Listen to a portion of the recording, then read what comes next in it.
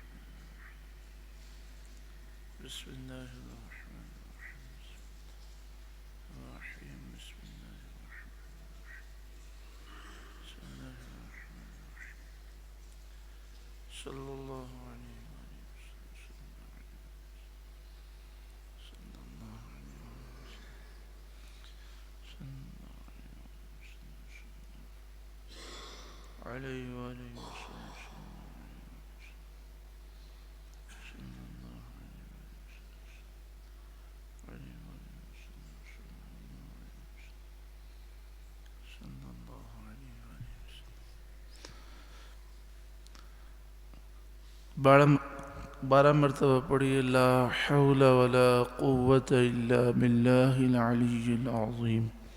لا حول ولا قوة إلا بالله قوة إلا بالله العلي العظيم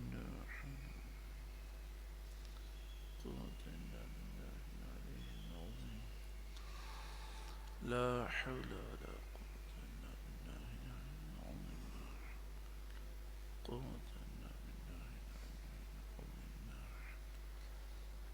قوة إلا بالله العلي العظيم لا حول ولا قوة العلي العظيم لا حول ولا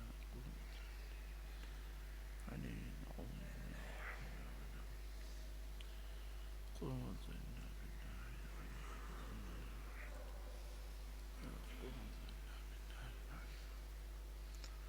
حول ولا قوة إلا بالله।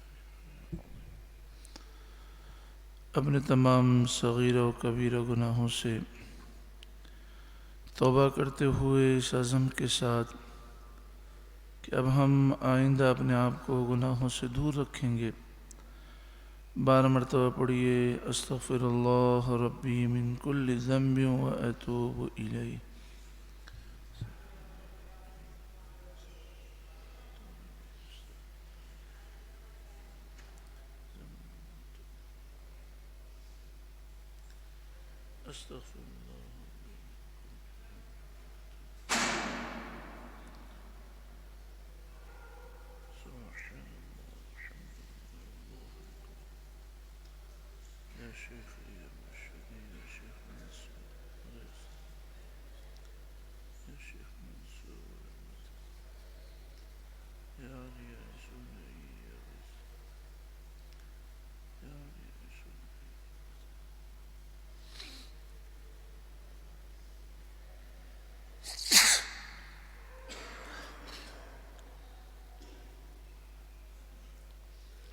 سلطان الأولياء يا سلطان الأولياء المدد جميع السهر جميع الأنبياء يا رسول الله صلى الله عليه وسلم نحمده ونسلم على رسوله الكريم أما بعد فأعوذ بالله من الشيطان الرجيم بسم الله الرحمن الرحيم اهدنا الصراط المستقيم صراط الذين أنعمت عليهم غير المغضوب عليهم ولا الضالين.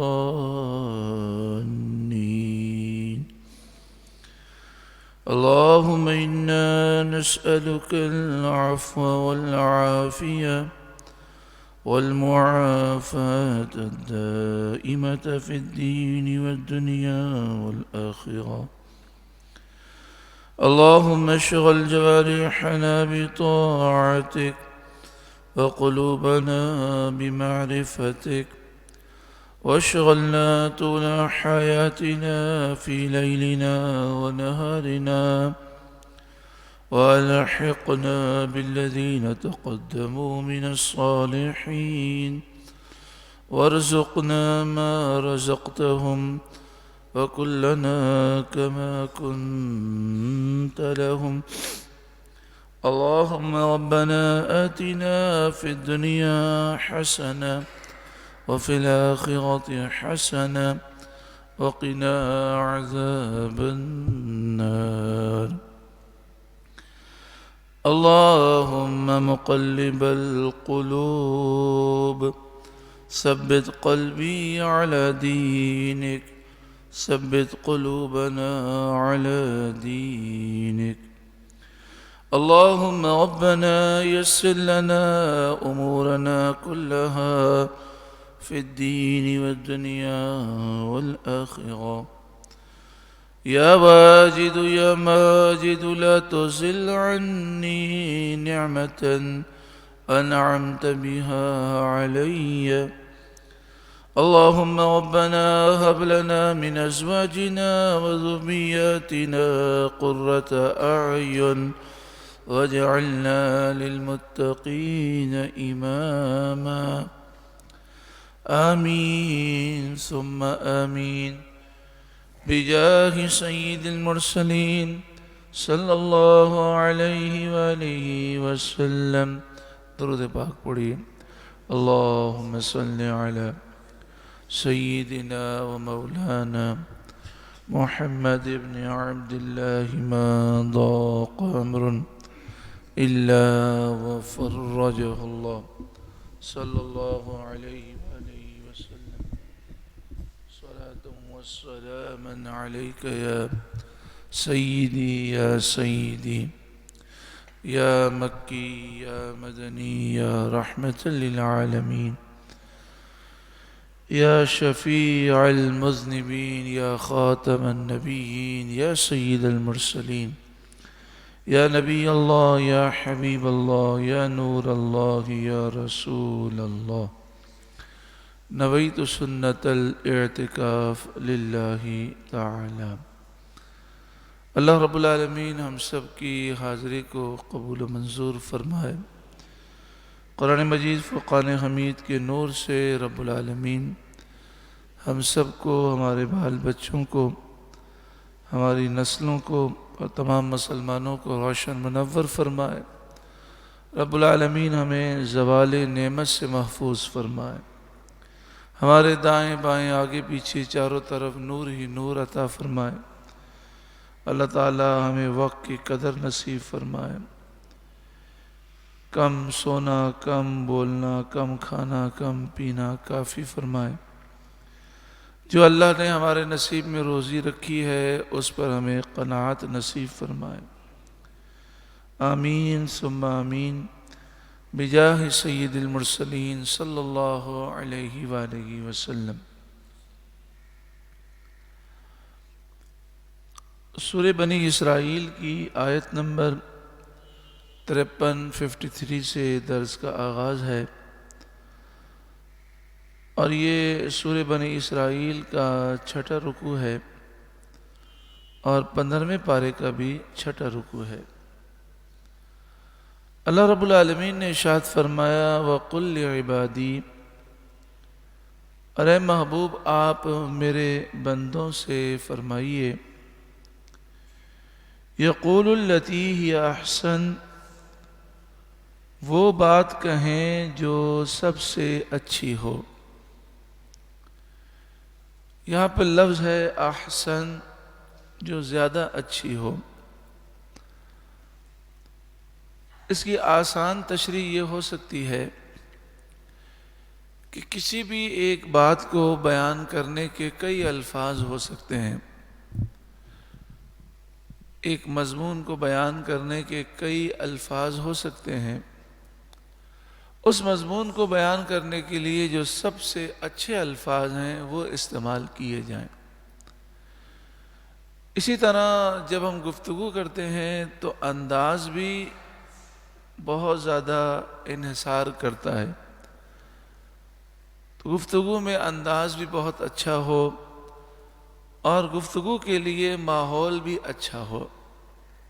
مثال کے طور پر ہمیں کسی کی اصلاح کرنی ہے تو ہم تنہائی میں اس سے ملتے ہیں اور بڑے پیار محبت سے اسے کہتے ہیں کہ چونکہ مجھے آپ سے محبت ہے اور میں جو اپنے لیے پسند کرتا ہوں وہ آپ کے لیے پسند کرتا ہوں، لہذا آپ کی خدمت میں یہ عرض ہے کہ یوں کرنا جو ہے یہ کام جو ہے شریعت کے خلاف ہے۔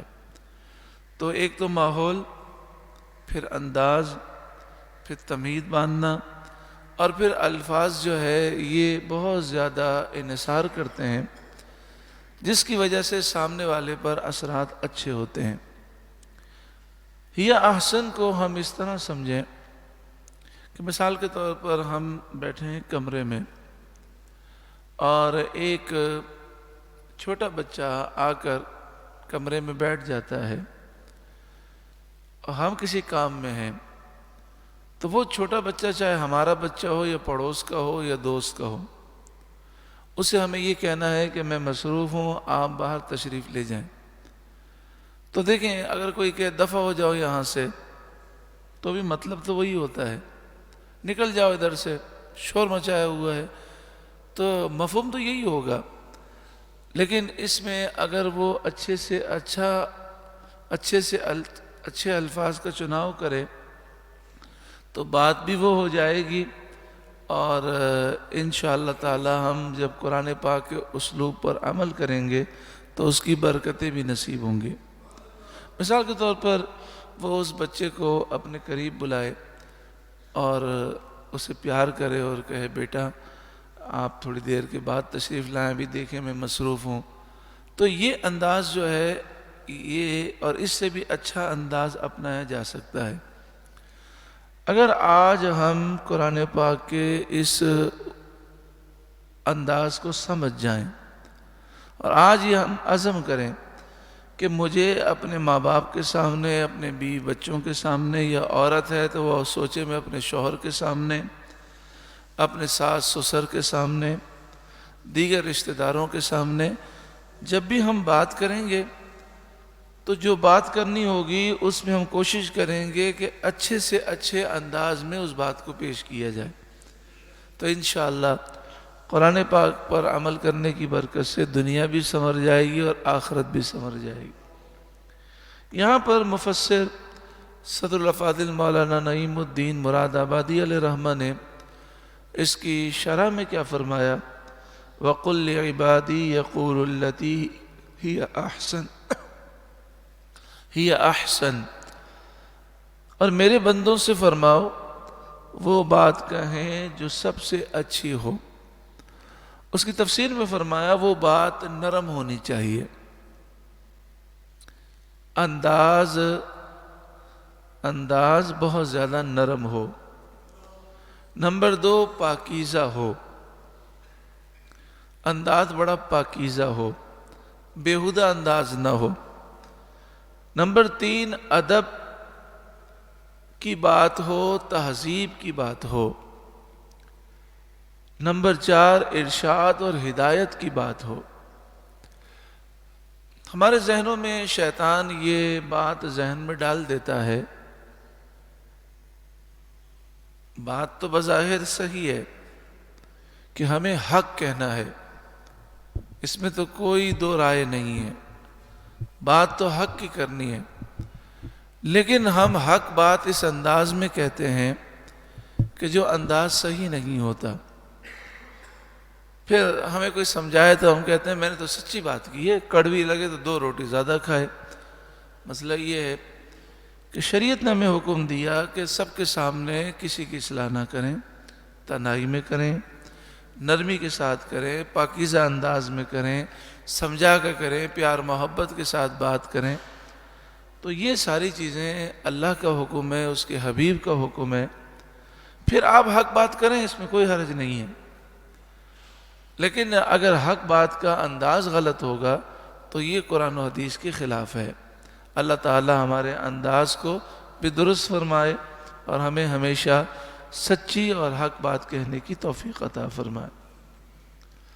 آگے فرمائے کفار اگر بےہودگی کریں تو ان کا جواب انہی کے انداز میں نہ دیا جائے، یعنی اگر سامنے سے کوئی گالی دے تو ہم اس کے جواب میں گالی تو نہیں دے سکتے۔ شان نزول مشرکین مسلمانوں کے ساتھ بد کلامیاں کرتے اور انہیں ایذا دیتے تھے، انہوں نے سید عالم صلی اللہ علیہ وسلم سے اس کی شکایت کی، اس پر یہ آیت نازل ہوئی اور مسلمانوں کو بتایا گیا کہ وہ کفار کی جاہلانہ باتوں کا ویسا ہی جواب نہ دیں، صبر کریں اور کہیں یہدیکم اللہ، اللہ تمہیں ہدایت دے۔ یہ حکم قتال و جہاد کے حکم سے پہلے تھا، بعد کو منسوخ ہو گیا، یعنی مطلب یہ کہ ہم گالی کے جواب میں گالی تو نہیں دے سکتے، لیکن جو دشمنان اسلام ہیں ان پر ہمیں سختی کرنی ہے۔ تو جو نرمی کا حکم تھا وہ جہاد سے پہلے تھا، جہاد کے حکم کے بعد اب یہ ہے کہ پہلے ہم سمجھائیں گے، نہیں سمجھیں گے تو ان پر سختی بھی کریں گے اور ان سے جہاد بھی کریں گے۔ ارشاد فرمایا گیا یا ایھا النبی جاہد الکفار والمنافقین، اے نبی کافروں سے جہاد کریں اور منافقوں سے جہاد کریں، واغلظ علیہم، اور ان پر سختی کریں۔ ایک قول یہ ہے کہ یہ آیت حضرت عمر رضی اللہ تعالیٰ عنہ کے بارے میں نازل ہوئی۔ ایک کافر نے ان کی شان میں بیہودہ کلمہ زبان سے نکالا تھا، اللہ تعالیٰ نے انہیں صبر کرنے اور معاف فرمانے کا حکم دیا۔ آگے ارشاد فرمایا ان الشیطان ینزغ بینہم، بے شک شیطان ان کے درمیان فساد ڈالتا ہے، لہذا بات کرنے میں احتیاط کریں، فساد کی راہ نہ دیں۔ لیکن شیطان پاؤں گھسیٹ کر گناہوں کی طرف نہیں لے جا سکتا، شیطان موقع کی طاق میں ہوتا ہے۔ آپ نے دیکھا ہوگا اگر آدھا گھنٹہ ہم گفتگو کریں اور آدھے گھنٹے میں اگر ہم نے 50 جملے کہے ہیں، 50 کے 50 جملے صحیح ہوں، ایک لفظ بولنے میں غلطی ہو جائے تو سامنے والا آدھے گھنٹے کے لیکچر کو بھول جاتا ہے، وہ اسی ایک لفظ کو پکڑ کر غصے میں آ جاتا ہے۔ تو شیطان موقع کی تلاش میں ہوتا ہے، تو ہمیں یہ حکم دیا گیا موقع نہ دیں، بلکہ بہت اچھی بات کریں کہ کسی لحاظ سے شیطان موقع نہ تلاش کر سکے اور ہمارے درمیان نفرتوں کو پیدا نہ کر سکے۔ دوسری بات، اگر کوئی ہم پر ظلم کرتا ہے تو وہ ہم پر ظلم نہیں کرتا بلکہ خود اپنی جان کا نقصان کرتا ہے۔ نبی کریم صلی اللہ علیہ وسلم نے دعا سکھائی سبحانک انی ظلمت نفسی، ہمیں فرمایا یہ دعا پڑھا کرو، پاکی ہے تجھے اے میرے رب، انی ظلمت نفسی، بے شک میں نے اپنی جان پر ظلم کیا، فاغفر لی، تو مجھے بخش دے، انہ لا یغفر الذنوب الا انت، بے شک تیرے سوا کوئی بخشنے والا نہیں۔ انی ظلمت نفسی، میں نے اپنی جان پر ظلم کیا۔ تو اللہ کے حقوق میں کوتاہی ہو، بندوں کے حقوق میں کوتاہی ہو، کسی کے پیسے کوئی دبا لے، کسی پر ظلم کرے، در حقیقت وہ اپنا نقصان کرتا ہے۔ تو اگر کوئی ہم پہ ظلم کرے، ہم اپنا نقصان کرے، تو اس میں ہمارا نقصان نہیں ہے، اس کا نقصان ہے، کیونکہ جو صبر کرتا ہے اللہ رب العالمین اسے دنیا اور آخرت میں اجر عطا فرماتا ہے۔ ان اللہ مع الصابرین، بے شک اللہ صبر کرنے والوں کے ساتھ ہے۔ ایک بھائی مجھے کہنے لگے فلاں شخص ہے، اس نے میرے ساتھ بہت برا سلوک کیا ہے، میں زندگی بھر اسے معاف نہیں کروں گا، کیا مجھ پر معاف کرنا ضروری ہے؟ تو میں نے اس سے کہا کہ دیکھیں، اگر کسی نے آپ پہ ظلم کیا ہے اور آپ اسے معاف نہ کریں تو گناہ تو نہیں ہے، لیکن معاف کرنے والے سے اللہ خوش ہوتا ہے۔ جو بندہ یہ سوچتا ہے کہ میں نے اتنے گناہ کیے ہیں، میں یہ چاہتا ہوں میرا رب مجھے معاف کر دے، تو اسے چاہیے لوگوں کو معاف کر دے۔ کہنے لگے وہ باتیں صحیح ہیں، لیکن بہت مجھے تکلیف پہنچائی ہے، بہت میرا دل جلایا ہے، بہت مجھے تنگ کیا ہے، مجھ پر جھوٹے الزامات لگائے ہیں، یہ کیا ہے وہ کیا ہے۔ تو میں نے کہا کہ یہ بتائیے کیا آپ کو چین ہے؟ کہنے لگا نہیں ہے، دن رات میرا دل جلتا رہتا ہے، اور جو اس نے ظلم کیا ہے وہ ظلم یاد آتا ہے، نہ رات کو نیند آتی ہے، نہ دن کو چین ہے، نہ رات کو چین ہے، میں بہت پریشان رہتا ہوں، بہت غصہ آتا ہے، اور بس میرا دل چاہتا ہے میں اس سے انتقام لوں۔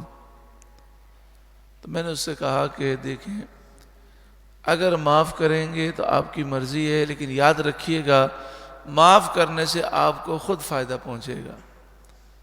جب آپ اپنے دماغ سے یہ بات نکال دیں گے اور آپ کہیں گے یا اللہ میں نے تیری رضا کے لیے اسے معاف کیا، تو پھر آپ سکون سے سو سکیں گے۔ اور جب تک آپ اپنے دماغ سے یہ بات نہیں نکالیں گے، بے چین رہیں گے، نہ رات کو نیند آئے گی نہ دن کو نیند آئے گی، پریشان رہیں گے۔ آپ جب دل سے نکال دیں گے اور کہیں گے یا اللہ میں نے تیری رضا کے لیے معاف کیا، اب اگر آپ کو کوئی پریشانی بھی ہوگی تو آپ کہیں گے میں تو معاف کر چکا ہوں۔ لیکن جب تک آپ معاف نہیں کریں گے اور انتقام کی آگ میں جلتے رہیں گے تو آپ کو چین نہیں آئے گا۔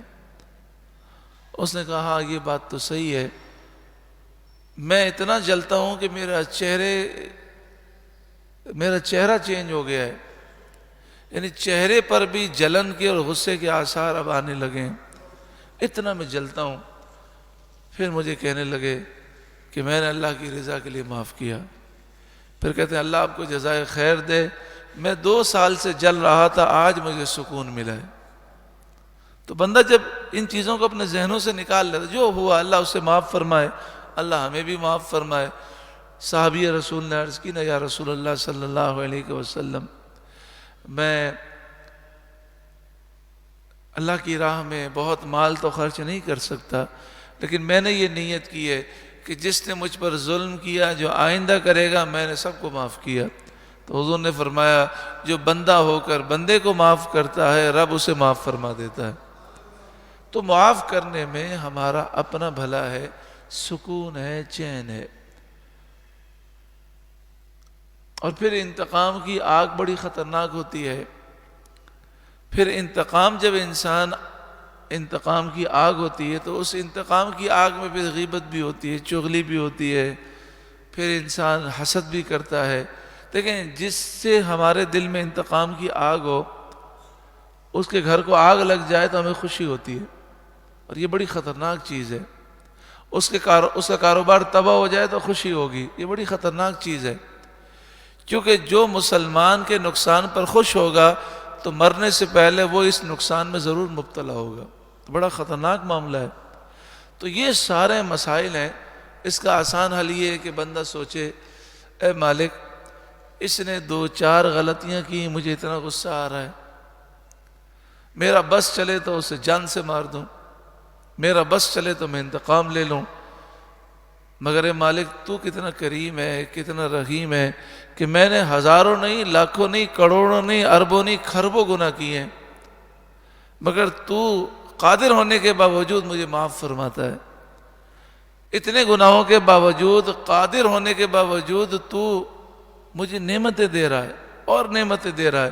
اے مالک میں تیری رضا کے لیے بندہ ہو کر بندے کو معاف کرتا ہوں، تو رب ہو کر مجھے معاف کر دے۔ اتنا سکون ہے، اتنا چین ہے۔ مختصر زندگی ہے، ان چیزوں کو ذہن میں پال کر کیا بیکار زندگی گزارنی ہے۔ ان الشیطان کان للانسان عدوا مبینا، بے شک شیطان آدمی کا کھلا دشمن ہے۔ ربکم اعلم بکم، تمہارا رب تمہیں خوب جانتا ہے. ربکم اعلم بکم، تمہارا رب تمہیں خوب جانتا ہے. ان یشاء یرحمکم، اگر وہ چاہے تو تم پر رحم کرے. وَإِن يَشَاءْ يُعَذِّبْكُمْ، اور اگر وہ چاہے تو تم پر عذاب کرے. اے اللہ ہم تجھ سے تیرا رحم مانگتے ہیں، اے اللہ ہم پر رحم فرما، عذاب سے بچا. وَمَا أَرْسَلْنَاكَ عَلَيْهِمْ وَكِيلًا، ارے محبوب ہم نے آپ کو ان لوگوں پر وکیل بنا کر نہیں بھیجا، یعنی ان کافروں کے گناہوں کے آپ ذمہ دار نہیں ہیں. آپ جب انہیں نصیحت فرما دیں وہ عمل نہیں کریں گے تو اپنا نقصان کریں گے. وَرَبُّكَ أَعْلَمُ بِمَنْ فِي السَّمَاوَاتِ وَالْأَرْضِ، اور تمہارا رب خوب جانتا ہے جو کوئی آسمان و زمین میں ہے. آسمان و زمین میں جتنے جاندار ہیں، جتنی چیزیں ہیں، رب سب کو خوب جانتا ہے. وَلَقَدْ فَضَّلْنَا بَعْدَ النَّبِيِّينَ عَلَى بَعْدٍ، اور بے شک ہم نے نبیوں میں ایک کو دوسرے پر فضیلت عطا فرمائی. کم و بیش تقریباً 1,24,000 انبیاء ہیں. ہر نبی سے دوسرے نبی کا درجہ بلند ہے. یوں درجات کی بلندی کے ساتھ پھر سب سے بلند درجہ حضرت نوح علیہ السلام کا، پھر ان سے بلند درجہ حضرت موسیٰ علیہ السلام اور حضرت عیسیٰ علیہ السلام کا، ان سے بلند درجہ حضرت ابراہیم علیہ السلام کا، اور سب سے بلند درجہ محبوب کبریا صلی اللہ علیہ وسلم کا. وَآتَيْنَا داود زبورا، اور ہم نے داود کو زبور عطا کی. اس میں یہودیوں کا رد ہے. یہودی کہتے ہیں کہ موسیٰ علیہ السلام کے بعد کوئی کتاب نہیں آ سکتی. تو اللہ تعالیٰ نے فرمایا کہ یہ تو تم بھی مانتے ہو کہ حضرت داؤد کو اللہ نے زبور عطا فرمائی. تو حضرت داؤد موسیٰ علیہ السلام کے بعد ہیں. اسی طرح اللہ تعالیٰ نے حضرت عیسیٰ علیہ السلام کو انجیل عطا فرمائی، اور ہمارے آقا مولا صلی اللہ علیہ وسلم کو قرآن پاک عطا کیا. قُلِ ادْعُوا الَّذِينَ زَعَمْتُم مِّن دُونِي، اے محبوب آپ فرمائیے پکارو انہیں جن کو اللہ کے سوا گمان کرتے ہو. جب کفار مکہ پر قحط سالی آئی اور 7 ایئرز 7 سال مکہ مکرمہ میں قحط سالی ہو گئی. حالانکہ مکہ مکرمہ وہ پیارا شہر ہے کہ جب سے حضرت ابراہیم علیہ السلام نے دعا کی کہ یا اللہ اہل مکہ کو تو رزق عطا فرما، اس وقت سے لے کر اس وقت تک کبھی وہاں قحط سالی نہیں تھی. لیکن جب کفار مکہ نے نبی کریم صلی اللہ علیہ وآلہ وسلم اور صحابہ کرام پر ظلم کیا اور پھر ہجرت ہوئی، تو ہجرت کے بعد یہ ہوا کہ کفار مکہ پر قحط سالی مسلط ہو گئی. تو مکہ مکرمہ سے کافر حضور کی بارگاہ میں آئے اور کہنے لگے کہ آپ تو کریم ہیں، آپ ہمارے لیے دعا کریں کہ اللہ تعالیٰ قحط سالی دور کر دے. تو اللہ تعالیٰ نے فرمایا محبوب آپ ان سے فرمائیے کہ جنہیں تم خدا سمجھتے ہو اللہ کے مقابلے میں، جنہیں تم خدا سمجھتے ہو جو تمہارے جھوٹے خدا ہیں، جنہیں تم پوجتے ہو، ان سے کہو وہ تمہاری قحط سالی دور کریں. تو جب یہ بات ان سے کہی گئی تو وہ خود اس کے گواہ تھے کہ یہ تو پتھر کے بے جان بت ہیں، یہ کیا کر سکتے ہیں. اب دیکھیں کافر پریشان ہوئے، وہ بھی جانتے ہیں کہ کرنے والا اللہ تعالیٰ ہے، لیکن دعا کے لیے کن کے دربار میں آنا ہے؟ مصطفیٰ کریم کے دربار میں. تو نبی اکرم صلی اللہ علیہ وآلہ وسلم کی دعا کے صدقے میں اللہ تعالیٰ نے وہ قحط سالی ان کی دور فرمائی. فلا یملکون کشف الضر عنکم ولا تحویلا. تو وہ جنہیں تم خدا سمجھ کر پوجتے ہو وہ تم سے تکلیف دور کرنے کا اختیار نہیں رکھتے، ولا تحویلا، اور تکلیف کو پھیر دینے کا، تبدیل کر دینے کا وہ اختیار نہیں رکھتے. اولئک الذین یدعون، وہ مقبول بندے جنہیں کافر پوجتے ہیں، جیسے عیسائی حضرت عیسیٰ علیہ السلام کی پوجا کرتے ہیں، یہودی حضرت عزیر علیہ السلام کی پوجا کرتے ہیں، اور مشرکین مکہ جو ہیں ان میں سے بعض مشرکین وہ فرشتوں کی پوجا کرتے ہیں. تو فرمایا وہ مقبول بندے جنہیں یہ کافر پوجتے ہیں، یبتغون الی ربہم الوسیلہ، وہ خود ہی اپنے رب کی طرف وسیلہ ڈھونڈتے ہیں. ایہم اقرب، کہ ان میں کون زیادہ مقرب ہے. ویرجون رحمت، اور اس کی رحمت کی امید رکھتے ہیں. وَيَخَافُونَ عَذَابَ، اور اس کے عذاب سے ڈرتے ہیں. یعنی فرمایا یہ مقبول بندے اللہ تعالیٰ کی رحمت سے امید رکھتے ہیں، عذاب سے ڈرتے ہیں، اور تلاش کرتے ہیں کہ رب کی بارگاہ میں کس کو ہم وسیلہ بنائیں. تو سارے نبی، سارے فرشتے رب کی بارگاہ میں مصطفیٰ کریم کو اپنا وسیلہ بناتے ہیں. تو یہ اللہ کے مقبول بندے ہیں جو شرک نہیں کرتے، غیر اللہ کی پوجا نہیں کرتے. ان کافروں کا رد کیا گیا کہ تم جن مقبول بندوں کو یعنی حضرت عیسیٰ علیہ السلام، حضرت عزیر اور فرشتوں کو پوجتے ہو، یہ تو خود نبی کریم صلی اللہ علیہ وسلم کو اپنا وسیلہ سمجھتے ہیں، اور یہ خود اللہ تعالیٰ کی بارگاہ میں رجوع لاتے ہیں. ان عذاب ربک کان محذورا، بے شک تمہارے رب کا عذاب ڈر کی چیز ہے. اب دیکھیں یہاں پر ایک چیز سمجھنا ضروری ہے کہ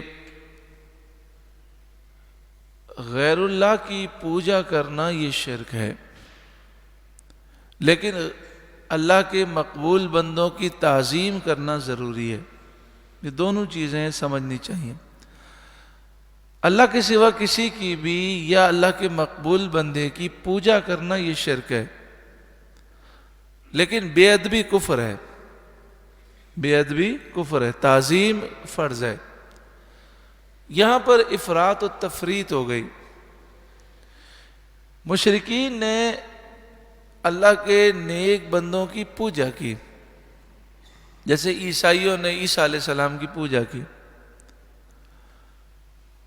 اور بعض لوگ اس طرح اٹھے جیسے محمد بن عبد الوہاب نجدی اٹھا، جو وہابی اور اس طرح کے لوگ اٹھے. تو وہ جب اٹھے تو انہوں نے کہا جی ہمیں لوگوں کو شرک سے بچانا ہے. تو شرک سے بچانے کا مطلب انہوں نے یہ لیا کہ اللہ والوں کی توہین کرنی ہے، بے ادبی کرنی ہے، گستاخی کرنی ہے. ان دونوں کا لحاظ رکھنا ضروری ہے. نہ اللہ والوں کی پوجا کرنی ہے، نہ اللہ کے نیک بندوں کو خدا سمجھنا ہے، نہ الہ سمجھنا ہے، نہ معبود سمجھنا ہے، اور نہ ہی ان کی بے ادبی کرنی ہے. ان کی تعظیم بھی ضروری ہے، ان کی تکریم بھی ضروری ہے، اور جو اللہ نے انہیں مقام و مرتبہ دیا اس مقام و مرتبے کو سمجھنا بھی ضروری ہے. عام طور پر یہ جو بدعقیدہ لوگ ہوتے ہیں ایک ہی جملہ کہتے ہیں کہ اللہ کے نیک بندے بے اختیار ہوتے ہیں، کچھ بھی نہیں کر سکتے. اب سوچیں اگر یہ بات تسلیم کر لی جائے تو پورے قرآن کا انکار ہو جائے گا. اللہ تعالیٰ نے قرآن پاک میں اپنے بندوں کے اختیارات بتائے. حضرت آصف بن برخیہ کا جب ذکر ہے سورہ نمل میں، اور وہاں پر یہ ذکر ہے کہ جو سب سے طاقتور جن تھا اس نے کہا میں سینکڑوں میل دور جو ملکہ بلقیس کا تخت ہے، جس کی لمبائی 80 گز ہے، چوڑائی 40 گز ہے، اونچائی 30 گز ہے، اور کئی جو ٹن وزنی ہے، اور سینکڑوں میل دور ہے، 7 محل کے اندر وہ اس پر تالے لگے ہوئے ہیں، پہرے دار بیٹھے ہیں، لیکن اگر مجھے اجازت دیں تو صبح جاؤں گا لینے کے لیے، شام تک لے آؤں گا۔ تو حضرت آصف بن برقیہ نے یہ کہا کہ اگر آپ مجھے اجازت دیں تو میں آپ کی پلک جھپکنے سے پہلے لا سکتا ہوں۔ اب بتائیے جن کا اختیار کیا تھا، سب سے طاقتور جن کا، کہ وہ صبح کوشش کرے تو شام تک لا سکے۔ عام آدمی کا اختیار کیا ہے؟ اگر وہ لینے جائے تو یہ 7 پیروں میں سے نہیں نکال سکتا، اور اگر نکال بھی لے تو وہاں سے یہاں تک پہنچنے میں چونکہ سینکڑوں میل تھے، تو سلیمان علیہ السلام کی بارگاہ میں عادتاً اگر وہ لاتے تو کئی مہینے لگ جاتے۔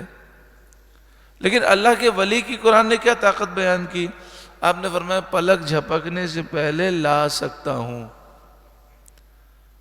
تو اس سے معلوم یہ ہوا کہ اللہ کے ولیوں کو اللہ نے طاقتیں دی ہیں۔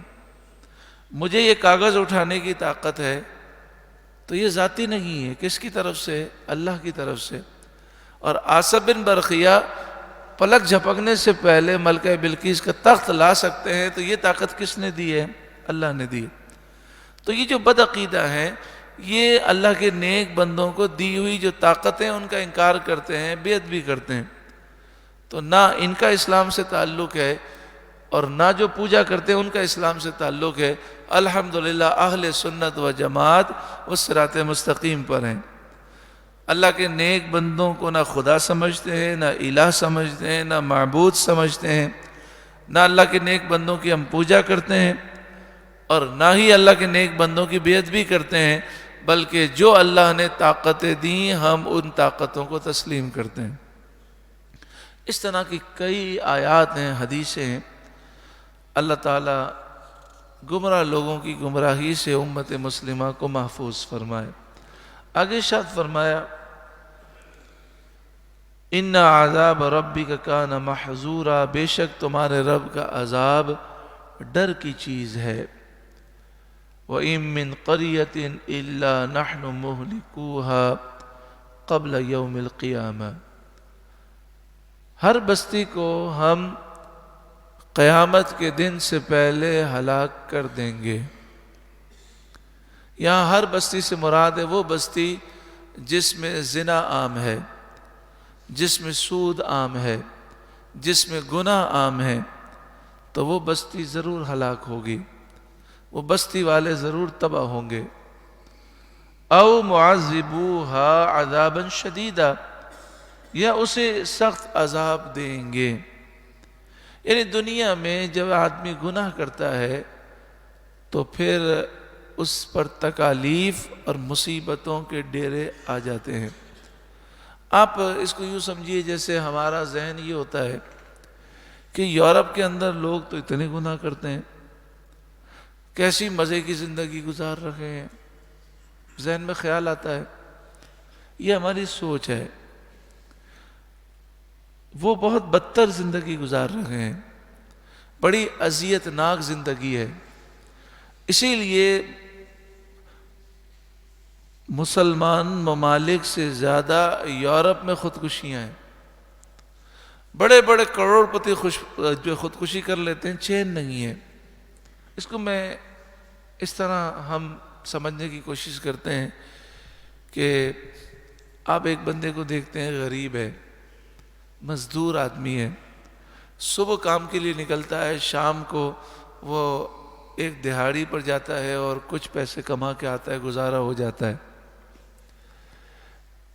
اور ایک آدمی کو ہم دیکھتے ہیں وہ کروڑ پتی ہے، تو ہمارا ذہن یہ کہتا ہے کہ یہ بڑا خوش ہوگا۔ لیکن آپ کسی ایسے بندے سے پوچھیں جن کا کام ہو تعویذ دینا،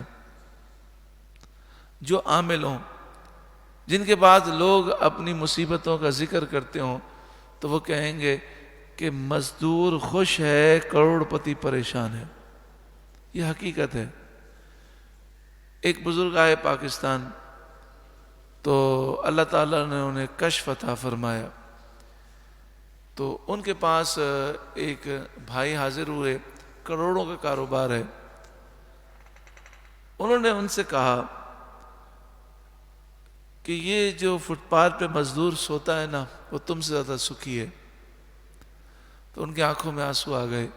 انہوں نے کہا آپ نے بات صحیح کہی، اس لیے کہ میں کروڑوں کا مقروض ہوں، اس پر کوئی قرضہ نہیں ہے، مجھے اتنے ٹینشن ہے کہ میرا مال یہاں پھنسا ہوا ہے، یہاں پھنسا ہوا ہے، اس سے پیمنٹ لینی ہے، اس کو پیمنٹ دینی ہے، اس کو کوئی ٹینشن نہیں ہے، آرام سے سوتا ہے اور سکون کی نیند آتی ہے۔ تو یورپ اور امریکہ کے لوگ نفسیاتی مریض ہیں، وہاں آپ نفسیاتی ڈاکٹر کے پاس جا کر دیکھیں تو وہاں ان کے پاس یعنی اپائنٹمنٹ کی جگہ ہی نہیں ہے، اتنا رش لگا ہوا ہے۔ اور آج پاکستان میں بھی جو پریشانی ہے وہ غربت کی وجہ سے نہیں ہے، وہ دولت کی کمی کی وجہ سے نہیں ہے، وہ دین سے دوری کی وجہ سے ہے۔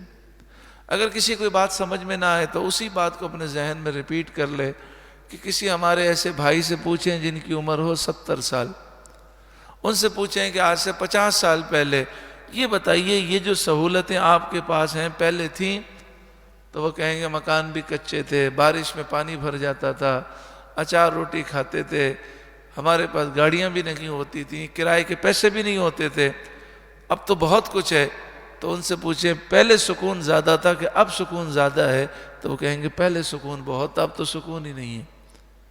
تو سکون و چین کا تعلق مادیت سے نہیں ہے، وہ رب کی رحمت سے ہے۔ تو ارشاد فرمایا کہ یا اللہ تعالی انہیں عذاب دے گا، تو فرمایا ہم عذاب دیں گے انہیں، عذاب شدید عذاب دیں گے۔ اور وہ شدید عذاب دنیا کے اندر یہ ہے کہ سب کچھ ہونے کے باوجود چین نہیں ہوتا، سکون نہیں ہوتا۔ کان ذالک فی الکتاب مستورا، یہ کتاب میں لوح محفوظ میں لکھا ہوا ہے۔ نبی کریم صلی اللہ علیہ وآلہ وسلم کی بارگاہ میں کفار حاضر ہوئے اور کہنے لگے کہ ہم آپ پر ایمان لائیں گے اس شرط پر کہ آپ ہماری بات مانیں۔ آپ نے فرمایا کیا بات ہے؟ تو انہوں نے کہا کہ مکہ مکرمہ میں جتنے پہاڑ ہیں آپ اشارہ کریں سارے پہاڑ ختم کر دیں اور مکہ مکرمہ کو زرخیز زمین بنا دیں، میدانی علاقہ بنا دیں، اور ایک پہاڑ جو کوہ صفا ہے اس کو باقی رکھیں، اسے سونے کا بنا دیں، تو ہم آپ پہ ایمان لے آئیں گے۔ تو اللہ تعالیٰ نے فرمایا اے محبوب، اگر آپ چاہتے ہیں کہ ہم ان کافروں کو مہلت دیں تو ہم مہلت دیں گے، اور اگر آپ چاہتے ہیں تو جو یہ مانگ رہے ہیں وہ نشانی ہم دکھا دیں گے، لیکن نشانی دیکھنے کے بعد وہ انکار کریں گے تو ان پر عذاب آ جائے گا۔ تو نبی کریم صلی اللہ علیہ وسلم نے دعا کی اے مالک میں چاہتا ہوں ان کافروں کو مہلت دی جائے۔ تو اللہ تعالیٰ نے وہ نشانی ظاہر نہ کی جو وہ مانگ رہے تھے، کیونکہ قدرت کا قانون یہ ہے کہ جب کوئی قوم کوئی معجزہ مانگے اور وہ دکھا دیا جائے پھر بھی ایمان نہ لائے تو وہ قوم ہلاک ہو جاتی ہے۔ وَمَا مَنَعَنَا أَن نُرْسِلَ بِالْآيَاتِ إِلَّا أَن كَذَّبَ بِهَا الْأَوَّلُونَ، اور ہم ایسی نشانیاں بھیجنے سے یوں ہی باز رہے کہ انہیں اگلوں نے جھٹلایا، کہ پہلے لوگوں نے نشانیوں کو جھٹلایا اور پھر وہ ہلاک ہو گئے۔ اس لیے نبی کریم صلی اللہ علیہ وآلہ وسلم کی آمد کے بعد جن کافروں نے نشانیوں کو طلب کیا تو وہ نشانیاں نہیں دی گئیں تاکہ یہ لوگ ہلاک نہ ہوں اور انہیں مہلت مل جائے، کیونکہ نشانیاں دی جاتی تو یہ انکار کرتے اور ہلاک ہو جاتے۔ وَآتَيْنَا ثَمُودَ النَّاقَةَ مُبْصِرَةً، اور ہم نے قوم سمود کو ناقہ دیا آنکھیں کھولنے کو۔ ناقہ مانے اونٹنی۔ قوم سمود نے کہا کہ اس پہاڑ کو چیر دیں اور اس میں سے اونٹنی نکالیں زندہ، اور وہ نکلنے کے بعد بچے کو جنم دے۔ تو جیسا انہوں نے مانگا اللہ نے ویسی نشانی دکھائی. جب انہوں نے انکار کیا تو اللہ تعالیٰ نے اپنا عذاب نازل کیا. فَظَلَمُوا بِهَا تو انہوں نے اس اونٹنی پر ظلم کیا، اسے شہید کر دیا. وَمَا نُرْسِلُ بِالْآيَاتِ إِلَّا تَخْوِيفًا ہم ایسی نشانیاں نہیں بھیجتے مگر ڈرانے کو. تو ایسی نشانیاں اس لیے آتی ہیں کہ لوگ اللہ کے خوف سے ڈر جائیں، لیکن پھر بھی لوگ نہ ڈریں تو پھر عذاب آ جاتا ہے. وَإِذْ قُلْنَا لَكَ اور یاد کرو جب ہم نے آپ سے فرمایا إِنَّ رَبَّكَ أَحَاطَ بِالنَّاسِ کہ سب لوگ تمہارے رب کے قابو میں ہیں. وَمَا جَعَلْنَا الرُّؤْيَا الَّتِي أَرَيْنَاكَ إِلَّا فِتْنَةً لِلنَّاسِ اور ہم نے نہ دکھایا اور ہم نے نہ کیا وہ دکھاوا جو آپ کو دکھایا تھا مگر لوگوں کی آزمائش کے لیے. یعنی شب معراج محبوب جو آپ کو دکھایا یہ لوگوں کے لیے امتحان ہے، کون ایمان لاتا ہے اور کون انکار کرتا ہے. وَالشَّجَرَةَ الْمَلْعُونَةَ فِي الْقُرْآنِ اور وہ درخت جس پر قرآن میں لعنت ہے، یعنی وہ درخت جو جہنم میں اگے گا، کانٹے دار درخت جس درخت کے ذریعے کافروں کو عذاب دیا جائے گا اور وہ کانٹے دار وہ درخت انہیں کھلایا جائے گا، وہ بھی لوگوں کے لیے امتحان ہے. کافر کہتے ہیں یہ نبی ایک طرف تو یہ کہتے ہیں کہ جہنم کی آگ اتنی سخت ہے کہ پتھروں کو گلا دے گی، اور دوسری طرف کہتے ہیں کہ جہنم میں درخت اگیں گے، تو آگ میں درخت کیسے اگ سکتے ہیں. ان اللہ علی کل شیء قدیر بے شک اللہ تعالی ہر چاہت پر قادر ہے، وہ جو کرنا چاہے کر سکتا ہے. یہاں پر مفسر نے لکھا ہے، حضرت صدر افاضل مولانا نعیم الدین مراد آبادی علیہ الرحمہ نے لکھا کہ سمندل، آخر میں لام ہے، سمندل ایک کیڑا ہے جو آگ میں پیدا ہوتا ہے، آگ میں ہی رہتا ہے، اور اس کی اون سے تولیہ بنایا جاتا ہے، یہ دنیا میں پایا جاتا ہے. تو اللہ تعالیٰ کی شان، اس آگ میں اس کیڑے کو اللہ پیدا فرماتا ہے اور وہ کیڑا آگ میں ہی رہتا ہے، اور اس کے اون سے بعض جو جنگلوں میں رہنے والے ہیں اس کی اون سے وہ تولیے بناتے ہیں. یہ اللہ تبارک و تعالیٰ کی شان ہے، وہ جو چاہے کر سکتا ہے. اسی طرح فرمایا کہ یہاں پر تفسیر میں لکھا کہ جب وہ تولیہ بناتے ہیں اس کیڑے کی اون سے جو آگ میں پیدا ہوتا ہے، آگ میں رہتا ہے، تو اس تولیے کی خصوصیت یہ ہوتی ہے کہ جب وہ میلا ہو جاتا ہے تو اسے دھونے کی ضرورت نہیں ہوتی، اس کو آگ میں ڈالتے ہیں تو آگ کی وجہ سے میل صاف ہو جاتا ہے. اور پھر فرماتے ہیں کہ وہ تولیہ جو ہے آگ میں جلتا نہیں ہے بلکہ آگ میں ڈالنے سے صاف ستھرا ہو جاتا ہے. آگے فرماتے ہیں شتر مرغ یہ پرندہ ہے، لیکن اللہ تعالیٰ نے اسے ایسی طاقت دی کہ وہ آگ کے انگارے کھاتا ہے اور اسے کچھ بھی نہیں ہوتا.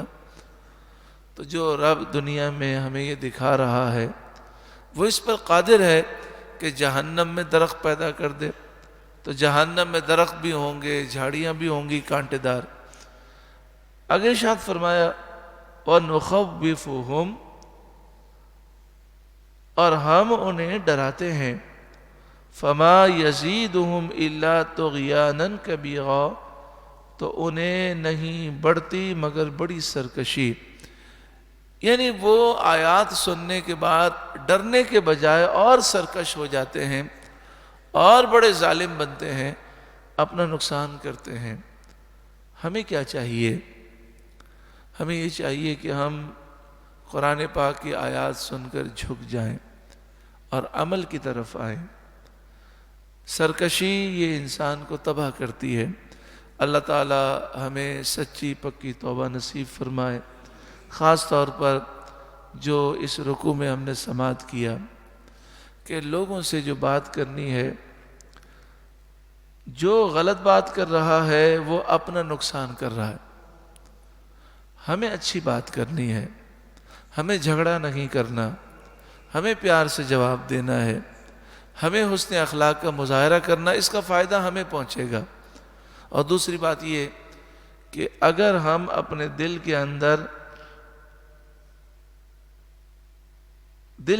جلن رکھتے ہیں، جلن سے مراد یہ ہے کہ فلاں نے میرے ساتھ یہ کیا، فلاں نے یہ کیا، ساری باتوں کو یاد رکھیں گے تو ہمارا دل جلتا رہے گا، ہم پریشان ہوں گے، سکون نہیں ملے گا، پھر انتقام کی آگ میں جلتے رہیں گے. اور انتقام جو ہے وہ لینے میں بھی نقصان ہے، کیونکہ جب ہم انتقام لیتے ہیں تو انتقام سے مزید مسائل پیدا ہوتے ہیں. اگر ہم نے اس سے بدلہ لیا تو وہ بھی بدلہ لے گا، تو یہ ایک جنگ چھڑ جاتی ہے، پھر بندہ کسی کام کا نہیں رہتا، بس وہ اسی میں لگا رہتا ہے. اور اگر انتقام نہیں لے سکتا تو بھی یہ جلن اسے جلا دیتی ہے اندر سے. آسان حل یہ ہے کہ بندہ ان تمام باتوں کو چھوڑے اور کہے میں نے اپنے رب کے لیے سب کو معاف کر دیا، میری یہ دعا ہے کہ میرا رب مجھے معاف فرمائے، میں تو بڑا مجرم ہوں. جب 4 باتیں کسی کی مجھ سے برداشت نہیں ہوتی تو میرا رب کتنا کریم ہے، اتنے ہزاروں لاکھوں کروڑوں اربوں خربوں گناہ کیے مگر پھر بھی وہ نعمتیں دے رہا ہے، پھر بھی وہ کرم فرما رہا ہے. تو میری تو یہ دعا ہے کہ میرا رب مجھے معاف کر دے. میں لوگوں سے کیا انتقام لینا، کیا لوگوں کی باتیں دماغ میں رکھ کر پریشان ہونا. جس نے جو کیا اللہ تعالیٰ اس کو ہدایت نصیب فرمایا اور ہم نے سب کو معاف کیا، پھر وہ سکون کی نیند بھی سوئے گا.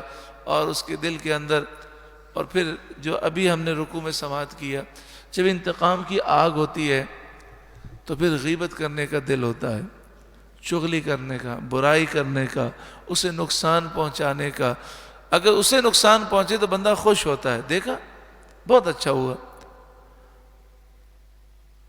ہم نے یہ سنا کہ اگر اس کے مکان کو آگ لگ جائے، اس کی دکان جل جائے، تو انتقام کی آگ میں جو جلنے والا ہے وہ خوش ہوتا ہے. اور مسلمان کے نقصان پر خوش ہونا بڑا خطرناک ہے، کہ فرمایا جو کسی مسلمان کے نقصان پر خوش ہوگا مرنے سے پہلے وہ نقصان لازمی اس کو ہوگا. اللہ تبارک و تعالی ہم سب کو معاف فرمائے اور ہمارے دلوں کو صاف فرمائے. اور جو فکر کرنی ہے قبر و آخرت کی، اللہ وہ ہمیں فکر کرنے کی توفیق عطا فرمائے. درود پاک پڑھیے. اللہم صلی علی سیدنا و مولانا محمد ابن عبداللہ ما ضاق امر اللہ وفرجہ اللہ.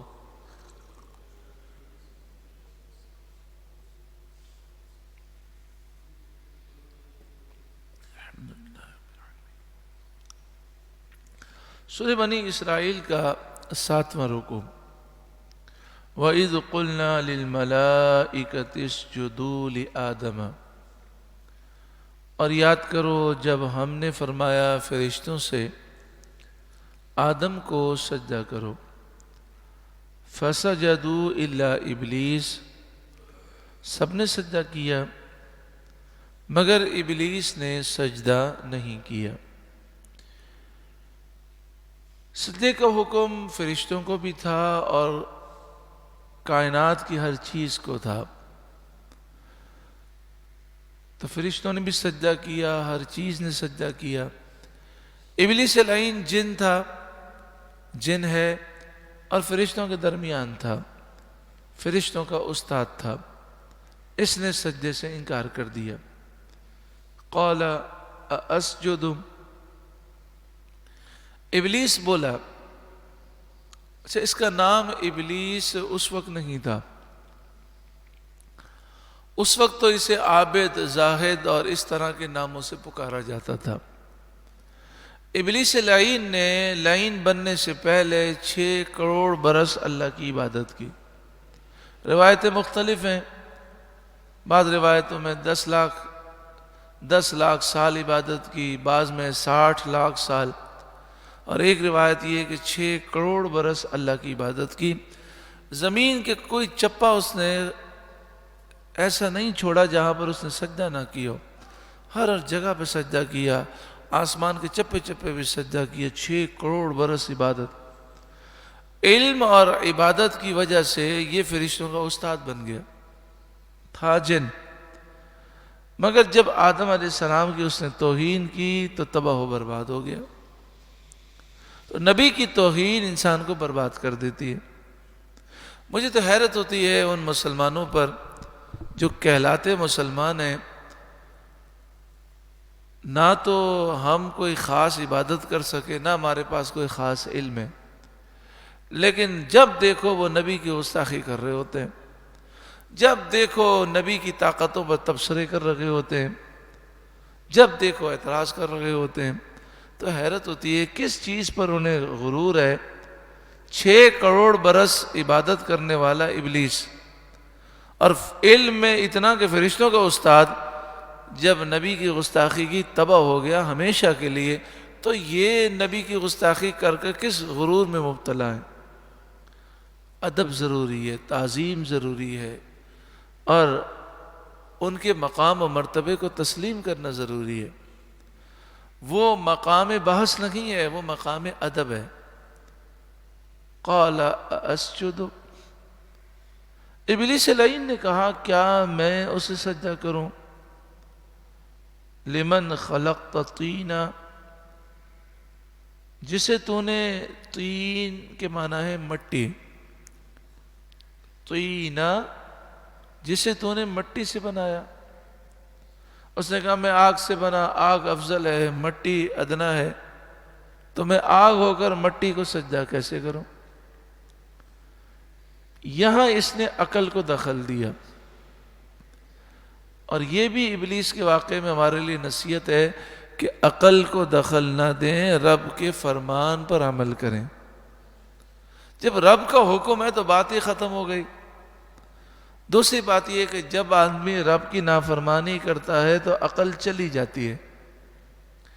ابلیس لعین کا یہ کہنا کہ آگ مٹی سے افضل ہے، یہ بات بھی غلط ہے، اس لیے کہ دیکھیں آگ مٹی کو نہیں جلا سکتی، جتنی بھی آگ ہو مٹی نہیں جلتی، لیکن مٹی آگ کو بجھا دیتی ہے۔ آگ جو ہے وہ شہروں کو برباد کر دیتی ہے، اور مٹی سے شہر آباد ہو جاتے ہیں۔ تو اس لیے مٹی افضل ہے، آگ کے مقابلے میں مٹی افضل ہے۔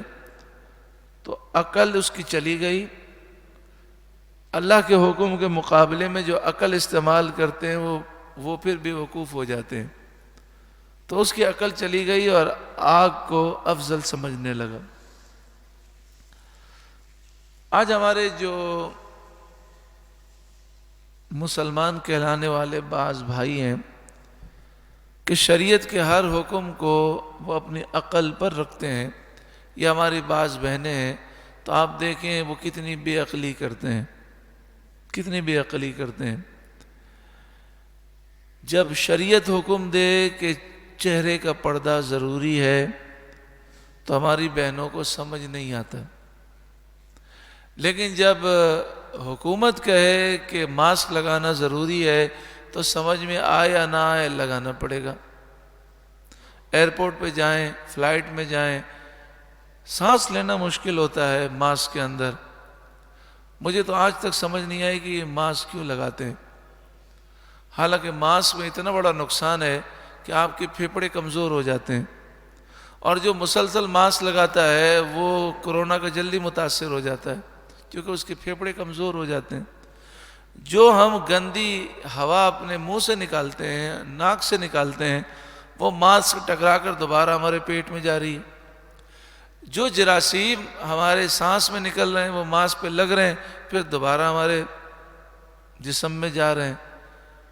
اور پھر مزے کی بات یہ ہے کہ ماسک کے اندر سانس لینے کے جو سوراخ ہیں وہ اتنے بڑے ہیں کہ اس میں سے ہزاروں کورونا کے وائرس جا بھی سکتے ہیں اور آ بھی سکتے ہیں۔ فائدہ کیا ہے ماسک لگانے کا؟ کوئی ایک ڈاکٹر ثابت کر کے دکھائے کہ ماسک یہ اتنا پاورفل ہے کہ کورونا کے وائرس کو روک سکتا؟ نہیں روک سکتا، کیونکہ کورونا کا وائرس اتنا چھوٹا ہے کہ یہ جو سانس لینے کے لیے باریک باریک باریک سوراخ ہیں جو ہمیں آنکھوں سے نظر نہیں آتے روشنی میں رکھیں تو ماسک کے اندر آپ کو باریک سوراخ نظر آئیں گے. وہ ایک ایک سوراخ اتنا بڑا ہے وائرس کے لیے کہ ہزاروں وائرس گزر بھی جائیں آ بھی جائیں تو ماسک لگانے کا فائدہ کیا ہے؟ ماسک اصل میں بنا کیوں ہے؟ اس لیے بنا ہے کہ جس کو چھینکیں آتی ہوں، جس کو چھینکیں آتی ہوں تو ماسک اگر آپ کے چہرے پر ہے تو چھینک کے ذرات کسی پر اڑیں گے نہیں، یہ فائدہ ہے. یا گرد و غبار ہے تو اس سے ماسک بچاتا ہے. تو یہ ماسک بنے ہیں. آپ بتائیے کوئی ماسک کے ڈبے پہ لکھا ہے کہ کورونا وائرس کو روکتا ہے؟ کوئی نہیں روکتا. لیکن یہ ساری سائنس آپ کی عقل ایک طرف ہے. جب آپ ایئرپورٹ پہ جاتے ہیں تو آپ کو وہ دلائل نہیں سنیں گے. آپ اگر دبئی جاتے ہیں تو دلائل نہیں سنتے، فوراً جرمانہ کر دیتے ہیں ہزاروں درہم کا. تو اب ہماری سمجھ میں آئے کہ نہ آئے بھئی حکم میں پہن لیتے ہیں. اللہ کا حکم ہو تو اللہ کا حکم جو ہے وہ ہمارے حق میں بہتر ہے. یہ تو ایمان ضروری ہے کہ اللہ اور اس کے رسول نے جو حکم دیا وہ ہمارے لیے بہتر ہے. اگر ہماری سمجھ میں نہیں آتا تو یہ ہماری سمجھ کا قصور ہے. ابو داؤد شریف میں کتاب الجہاد میں ام خلاد رضی اللہ تعالی عنہ کا واقعہ لکھا کہ غزوہ احد میں ان کے بیٹے شہید ہو گئے. انہیں اطلاع ملی کہ آپ کے بیٹے شہید ہو گئے تو دوڑی دوڑی میدان جہاد میں آئیں. غزوہ احد پہنچی تو آپ نے پورا پردہ کیا تھا اور اس حال میں آئیں کہ منقبہ تھیں، یعنی آپ نے اپنے چہرے کو نقاب سے چھپایا ہوا تھا.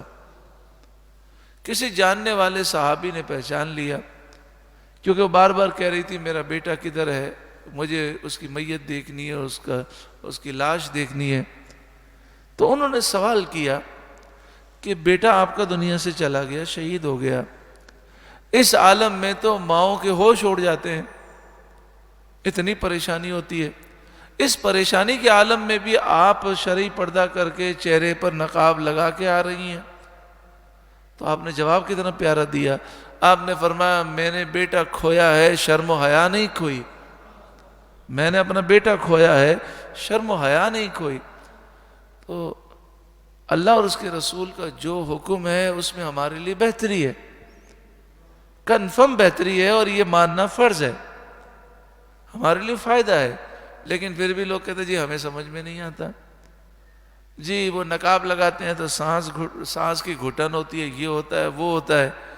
لیکن جب ایسے ممالک میں جاتے ہیں جہاں ماسک کی پابندی ہے تو سانس جتنا بھی آپ کا گھٹے کچھ بھی ہو، وہاں جب 5000 درہم جرمانہ ہے تو ہر کوئی لگانے کے لیے مجبور ہے. اگر ہم شریعت پر عمل کرتے تو یہ وبا آتی نہیں.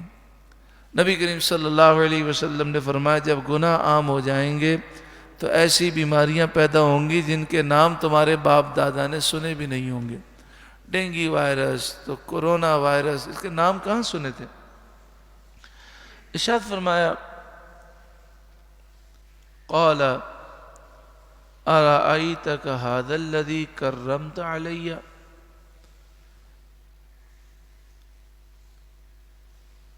وہ بولا یعنی شیطان نے کہا ارأیتک ھذا الذی کرمت علی، اے رب تو دیکھ جو یہ تو نے مجھ سے معزز رکھا. اس نے کہا اے اللہ تو نے آدم کو مجھ پر فضیلت دی. لئن اخرتنی الی یوم القیامہ، اگر تو نے مجھے قیامت تک مہلت دی، لَأَحْتَنِكَنَّ ذُرِّيَّتَهُ إِلَّا قَلِيلًا، تو ضرور میں اس کی اولاد کو پیس ڈالوں گا مگر تھوڑا. شیطان نے چیلنج کیا اے مالک اگر تو مجھے مہلت دے تو میں آدم علیہ السلام کی اولاد کو تباہ کر دوں گا. الا قلیلا، ہاں تھوڑے لوگ ایسے ہوں گے جو میرے قابو میں نہیں آئیں گے. قال اذهب، اللہ نے فرمایا دور ہو جا. فمن تبعک منہم، تو ان میں جو تیرا کہنا مانے گا فَإِنَّ جَهَنَّمَ جَزَاؤُكُمْ جَزَاءً مَوْفُورًا، تو بے شک ان سب کا بدلہ جہنم ہے، بھرپور سزا جو ہے انہیں جہنم میں دی جائے گی۔ اللہ تعالیٰ نے فرمایا تجھے مہلت ہے، تجھے جتنے زور مارنے مار لے، جو میرے مخلص بندے ہیں چنے ہوئے بندے ہیں، ان کو تو کوئی نقصان نہیں پہنچا سکتا۔ دعا فرمائے اللہ ہمیں بھی چنے ہوئے بندوں میں شامل فرمائے۔ وَاسْتَفْزِزْ مَنِ اسْتَطَعْتَ مِنْهُمْ بِصَوْتِكَ، اور بہکا دے ان میں سے جس پر تو قدرت پائے، بِصَوْتِكَ اپنی آواز سے بہکا۔ آواز سے مراد یہ ہے کہ انہیں تو کفر کی طرف بلائے گا، شرک کی طرف بلائے گا، گناہ کی طرف بلائے گا، لیکن میرے چنے ہوئے بندے تیری بات نہیں سنیں گے۔ بعض مفسرین نے فرمایا کہ جو گانے باجے کی آواز ہے وہ شیطان کی آواز ہے۔ وَأَجْلِبْ عَلَيْهِمْ بِخَيْلِكَ، اور ان پر فوج چڑھا لا، بِخَيْلِكَ اپنے سواروں کے ساتھ، وَرَجِلِكَ اور اپنے پیدل چلنے والوں کے ساتھ، یعنی پورا زور لگا لے۔ وَشَارِكْهُمْ فِي الْأَمْوَالِ وَالْأَوْلَادِ، اور ان کا شریک بن جا مالوں میں اور اولاد میں۔ جو مال گناہ میں استعمال ہو اس کا شریک شیطان ہے، جو مال حرام طریقے سے حاصل ہو اس کا شریک شیطان ہے۔ اسی طرح جو اولاد گناہوں کی طرف لے جائی جائے یا جو ناجائز طریقے سے حاصل ہو اس کا شریک شیطان ہے۔ وَعِدْهُمْ، اور انہیں وعدے دے، وَمَا يَعِدُهُمُ الشَّيْطَانُ إِلَّا غُرُورًا، شیطان انہیں وعدے نہیں دیتا مگر فریب سے، شیطان کے سارے وعدے جھوٹے ہیں۔ إِنَّ عِبَادِي لَيْسَ لَكَ عَلَيْهِمْ سُلْطَانٌ، بے شک جو میرے بندے ہیں ان پر تیرا کچھ قابو نہیں۔ جس پر اللہ کرم کرے شیطان اور اس کے سارے لشکر اس کا کچھ بگاڑ نہیں سکتے۔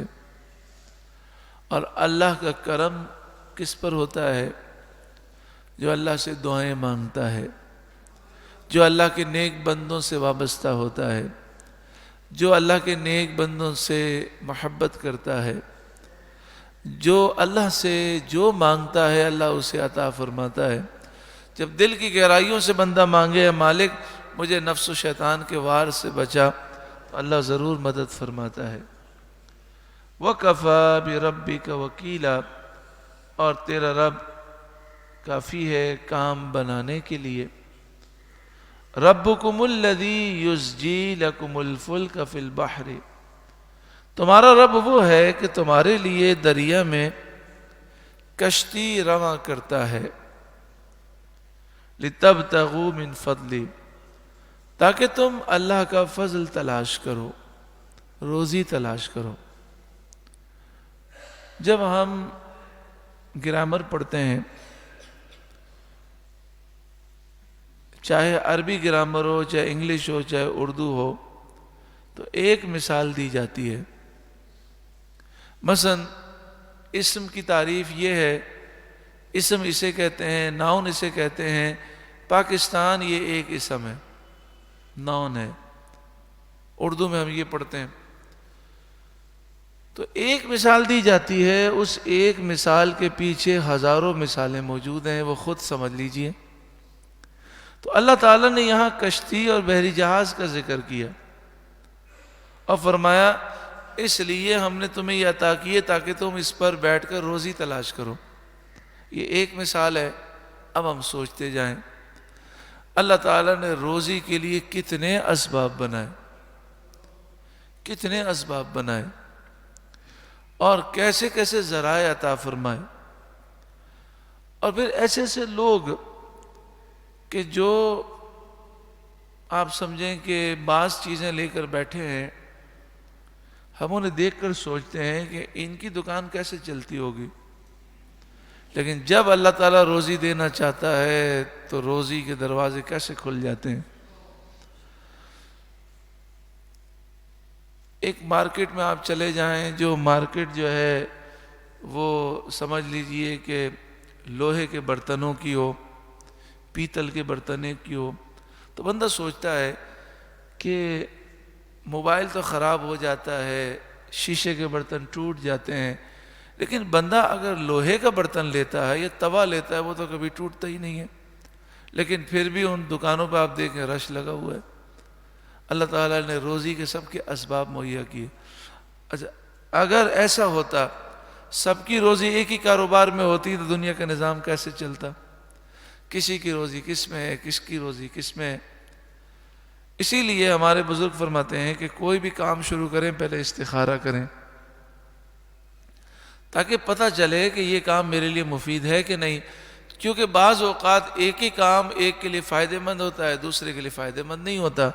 تو استخارے کی برکت سے انسان جان لیتا ہے کہ میری روزی اس میں لکھی ہے کہ نہیں لکھی۔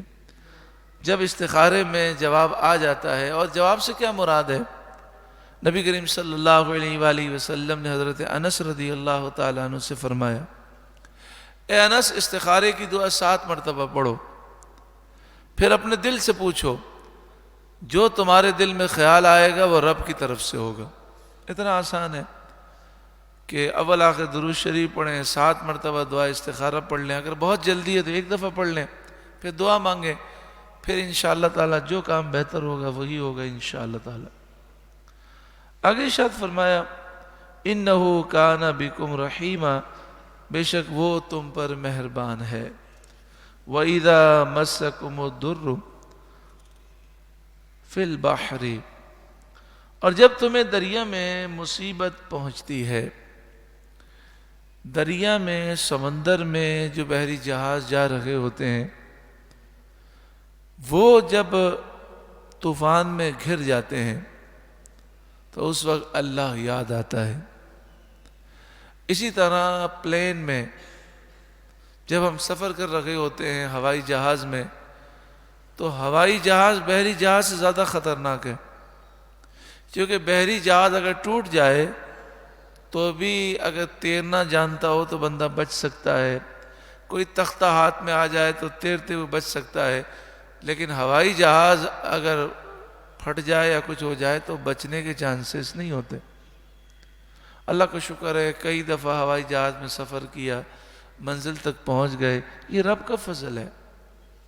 میں ایک دن ہوائی جہاز میں سفر کر رہا تھا تو ہوائی جہاز جو ہے ڈس بیلنس ہو گیا اور زوردار اس میں جھٹکا آیا، تو جھٹکا اتنا خطرناک تھا کہ سر گھومنے لگا۔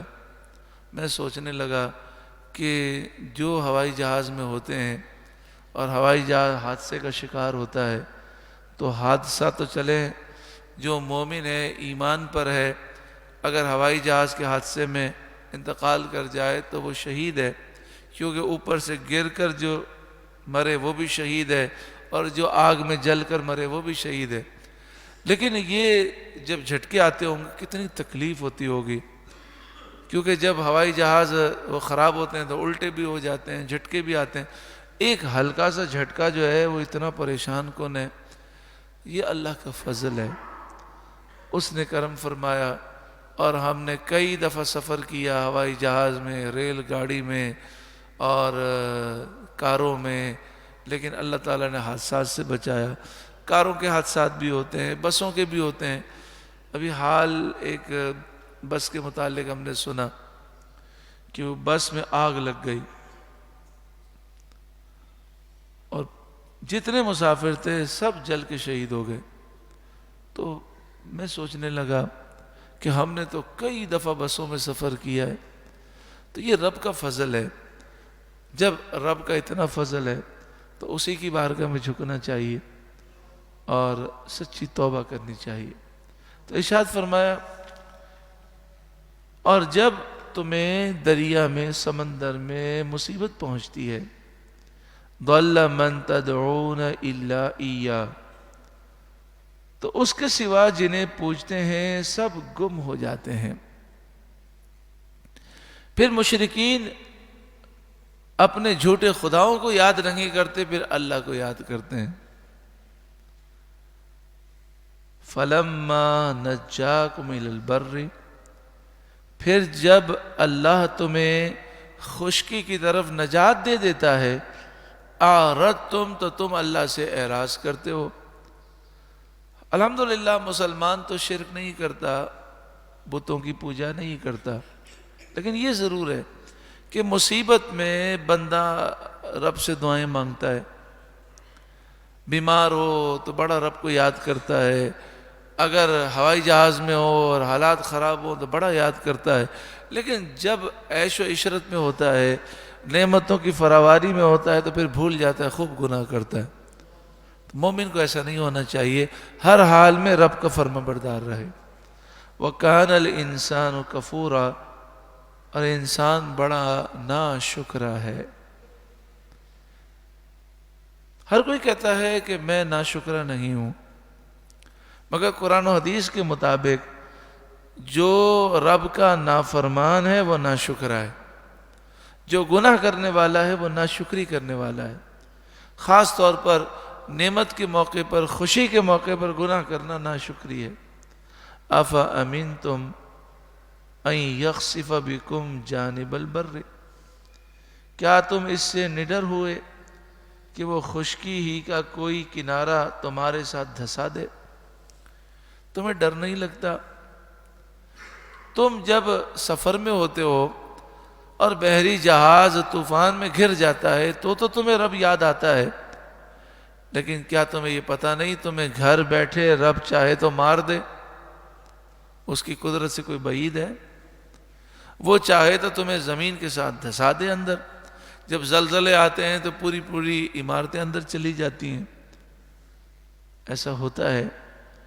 ارشاد فرمایا او یرسل علیکم حاصبا، یا اللہ تعالیٰ تم پر پتھروں کی بارش کرے، ثم لا تجدوا لکم وکیلا، پھر تم اپنا کوئی حمایتی نہ پاؤ گے، تو سمندر میں جا کر ہی تمہاری موت آئے گی۔ ایسا نہیں ہے، رب جو چاہے کر سکتا ہے۔ کتنے لوگ ایسے ہیں کچھ بھی نہیں تھا، اچانک سے پتہ چلا اتنی بڑی بیماری ہے، تو بیماری اللہ کی طرف سے ہے، شفا بھی اللہ کی طرف سے ہے، زندگی بھی اسی طرف سے ہے، اور موت بھی اللہ کی طرف سے ہے۔ مرنا ہے ایک دن، ہمیشہ کوئی نہیں رہے گا، مگر اللہ کرے ایسا کرم ہو کہ ہم ایسی زندگی گزاریں کہ رب ہم سے راضی ہو جائے، پھر زندہ رہیں یا موت آئے کوئی مسئلہ نہیں۔ اگر رب راضی ہو، اس کے محبوب راضی ہوں، تو پھر آج موت آئے کل موت آئے کیا فرق پڑتا ہے؟ اور اگر رب ناراض ہو تو چاہے جتنی لمبی عمر ہو کوئی فائدہ نہیں۔ ارشاد فرمایا ام امنتم ان یعیدکم فی تارۃ اخری، یا اس سے نڈر ہوئے کہ تمہیں دوبارہ دریا میں لے جائے، دریا میں سمندر میں دوبارہ لے جائے، دوبارہ تم کار میں بیٹھو، دوبارہ تم ریل میں بیٹھو، دوبارہ تم ہوائی جہاز میں بیٹھو۔ فَيُرْسِلَ عَلَيْكُمْ قَاصِفًا، پھر تم پر قاصفا من الریح، پھر تم پر جہاز توڑنے والی آندھی بھیجے۔ اللہ اس پر قادر ہے۔ ایک دفعہ تو بچ گئے، دوبارہ جاؤ سمندر میں اور پھر آندھی آئے وہ جو جہاز کو، کشتی کو توڑ دینے والی ہو۔ فَيُغْرِقَكُمْ بِمَا كَفَرْتُمْ، تو تم کو تمہارے کفر کے سبب ڈبو دے۔ ثُمَّ لَا تَجِدُوا لَكُمْ عَلَيْنَا بِهِ تَبِيعًا، پھر اپنے لیے کوئی ایسا نہ پاؤ کہ اس پر ہمارا پیچھا کرے۔ دنیا میں جب کوئی شخص کسی کو مارتا ہے تو اسے ڈر یہ ہوتا ہے کہ اس کے خاندان والے، اس کے رشتہ دار، اس کی اولاد مجھ سے انتقام لے گی، لیکن جب رب کا غضب آئے تو رب سے کوئی انتقام نہیں لے سکتا۔ جب رب غضب فرمائے تو کوئی اللہ سے تو بدلہ نہیں لے سکتا. وَلَقَدْ كَرَّمْنَا بَنِي آدم، اور بے شک ہم نے اولاد آدم کو عزت دی، بڑا خوبصورت پیدا کیا، بڑی طاقتیں عطا کی. اب اگر وہ اولاد آدم آدمی اللہ کی فرما برداری کرے تو اللہ قبر و آخرت میں بھی عزتیں عطا فرمائے گا. وَحَمَلْنَاهُمْ فِي الْبَرِّ وَالْبَحْرِ، اور ان کو خشکی اور تری میں سوار کیا، ان کو خشکی اور تری میں سوار کیا، یعنی سمندروں میں، دریاؤں میں، اور اس کے علاوہ جو بری راستے ہیں، خشکی کے راستے ہیں، روڈ وغیرہ، اس پر بھی وہ سوار ہوتے ہیں. جب قرآن پاک نازل ہوا تو سواری کے جو ذرائع تھے وہ کشتی تھی، چھوٹے چھوٹے بحری جہاز تھے اور جانور تھے. اس پر حکم ہوا کہ اللہ کا شکر ادا کریں. اب 1400 سال کے بعد آپ دیکھیں نعمتوں میں اضافہ ہو گیا، بڑی تیز رفتار سواریاں آ گئیں، ہوائی جہاز آ گئے، بحری جہاز بڑے بڑے آ گئے. تو جب نعمتوں میں اضافہ ہوا تو ہم پر شکر بھی زیادہ لازم ہے. آگے ارشاد فرمایا وَرَزَقْنَاهُمْ مِنَ الطَّيِّبَاتِ، اور ان کو ستری چیزیں روزی دیں.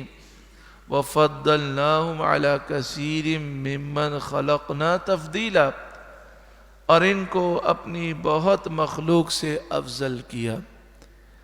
اللہ تعالیٰ نے ہمیں کئی جانداروں سے افضل پیدا کیا. جانوروں کے مقابلے میں ہمیں عقل عطا فرمائی، طاقت عطا فرمائی. ایک جانور کو آپ لیں، مثلا گائے کو لے لیں، اس کو آسٹریلیا میں رکھیں، عرب شریف میں رکھیں، پاکستان میں رکھیں، وہ ایک ہی زبان بولے گی. مگر انسان کو کیسی صلاحیتیں ہیں کہ اگر صحیح اس کی تربیت کی جائے تو وہ کہاں سے کہاں پہنچ جاتا ہے. تربیت بڑی اہم ہے. یا تربیت پر میں عرض کروں، یہ ہم عرض بھی کرتے ہیں اور اللہ سے دعا بھی مانگتے ہیں کہ اللہ ہم مسلمانوں کے حال پر کرم فرمائے. ہمارے اسکولوں میں، کالجوں میں، یونیورسٹیوں میں اور تعلیمی اداروں میں تربیت کا فقدان ہے. اتنی اتنی فیسیں لی جاتی ہیں لیکن اخلاق نہیں سکھائے جاتے، انہیں زندگی گزارنے کے اصول نہیں سکھائے جاتے. اسی طرح آپ دیکھیں کتنے بچے بھیک مانگتے ہیں، کتنے بچے آوارہ پھرتے ہیں. سندھ میں جا کر دیکھیں، پنجاب میں جا کر دیکھیں، اسکولوں میں بھینسیں بندھی ہوئی ہیں. تو ہم ایک ایسی قوم پیدا کر رہے ہیں جو جاہل قوم ہے، جو دین سے بھی دور ہوگی، دنیاوی تعلیم سے بھی دور ہوگی. پھر جہالت اور آوارہ گردی جو ہے انہیں دہشت گرد بنا دے گی. تو جس طرح ہمیں اپنے بچوں کی تعلیم کی فکر ہونی چاہیے، قوم کے بچوں کی تعلیم کی فکر ہونی چاہیے. یہودی، عیسائی، قادیانی دنیا بھر میں یتیم خانے بنا رہے ہیں، اور یتیم خانے بنا کر ہمارے بچوں کو جو در بدر پھر رہے ہیں ان کو وہ بدعقیدہ یا کافر بنا رہے ہیں. تو ضرورت اس بات کی ہے کہ یتیم خانے بھی ہوں، ادارے بھی ہوں، ایسے مدارس بھی ہوں اور ایسے اسکول کالج بھی ہوں کہ ہمارا کوئی بھی بچہ، خصوصاً پاکستانی بچہ، آوارہ گردی نہ کرے، بلکہ ایسی تربیت ہو کہ وہ اسلام کا عظیم مجاہد بنے. اگر یہ ہماری قوم 25 سال یا 30 سال کوشش کر لے تو ہماری جو نئی نسل آئے گی وہ اسلام کی مجاہد ہوگی، اور پھر انشاءاللہ تعالی انقلاب بہت جلدی آئے گا. یہ تو اللہ تعالیٰ کا کرم ہے. اللہ امیر المجاہدین علامہ خادم حسین رضوی رحمت اللہ علیہ کو جزائے خیر عطا فرمائے، جنہوں نے نئی نسل کو عاشق رسول بنا دیا. بڑے بڑے علماء کی تقاریر نے وہ کام نہیں کیا جو امیر المجاہدین کی 3 منٹ کے کلپ نے انسان کے ذہن کو بدل دیا. یہ ان کا تقوی، ان کی پرہیزگاری، ان کی ولایت ہے. ضرورت اس بات کی کہ ان کلپس کو ہم بھی سنیں، یاد کریں، اپنے بچوں کو سنائیں اور اس کی پیغام کو عام کریں۔ وہ نوجوان کہ جو موبائل پر پتہ نہیں کیا دیکھتے تھے، آج عالم یہ ہے کہ وہ امیر المجاہدین کے کلپ سنتے ہیں اور عشق رسول میں آنسو بہاتے ہیں۔ کل میں ایک جگہ پر برسی میں گیا تو وہاں بھی میں نے یہی واقعہ سنا، اور اس سے پہلے چند دن پہلے گیا تھا تو وہاں بھی یہی سنا۔ کل گیا تو وہ صاحب کہنے لگے کہ میرے والد صاحب کا انتقال ہو گیا، ان کی برسی ہے، اور چند دن پہلے گیا تھا تو کہا کہ جی میری والدہ کا انتقال ہو گیا، ان کی برسی ہے۔ دونوں کا قصہ ایک ہی ہے کہ امیر المجاہدین سے اتنی محبت تھی کہ جیسے ہی امیر المجاہدین کا وصال ہوا بیمار پڑ گئے غم میں۔ اور کل میں جہاں گیا تو وہ کہہ رہے تھے میرے والد کا انتقال بھی امیر المجاہدین کا بیان سنتے سنتے ہوا، عشق رسول میں دنیا سے گئے۔ تو اللہ تعالیٰ کا فضل ہے۔ اب ہماری ذمہ داری ہے کہ اللہ نے اتنا فضل فرمایا، اتنا عظیم مجاہد ہمیں عطا کیا، ان کے کلپس بھی موجود ہیں، ہم خود بھی سنیں، دوسروں کو سنائیں، اور ہماری نسلوں کو اس عشق رسول سے ہم سرشار کریں۔ درود پاک پڑھیے، اللہم صلی علی سیدنا و مولانا محمد ابن عبداللہ ما ضاق امر الا وفرجہ اللہ۔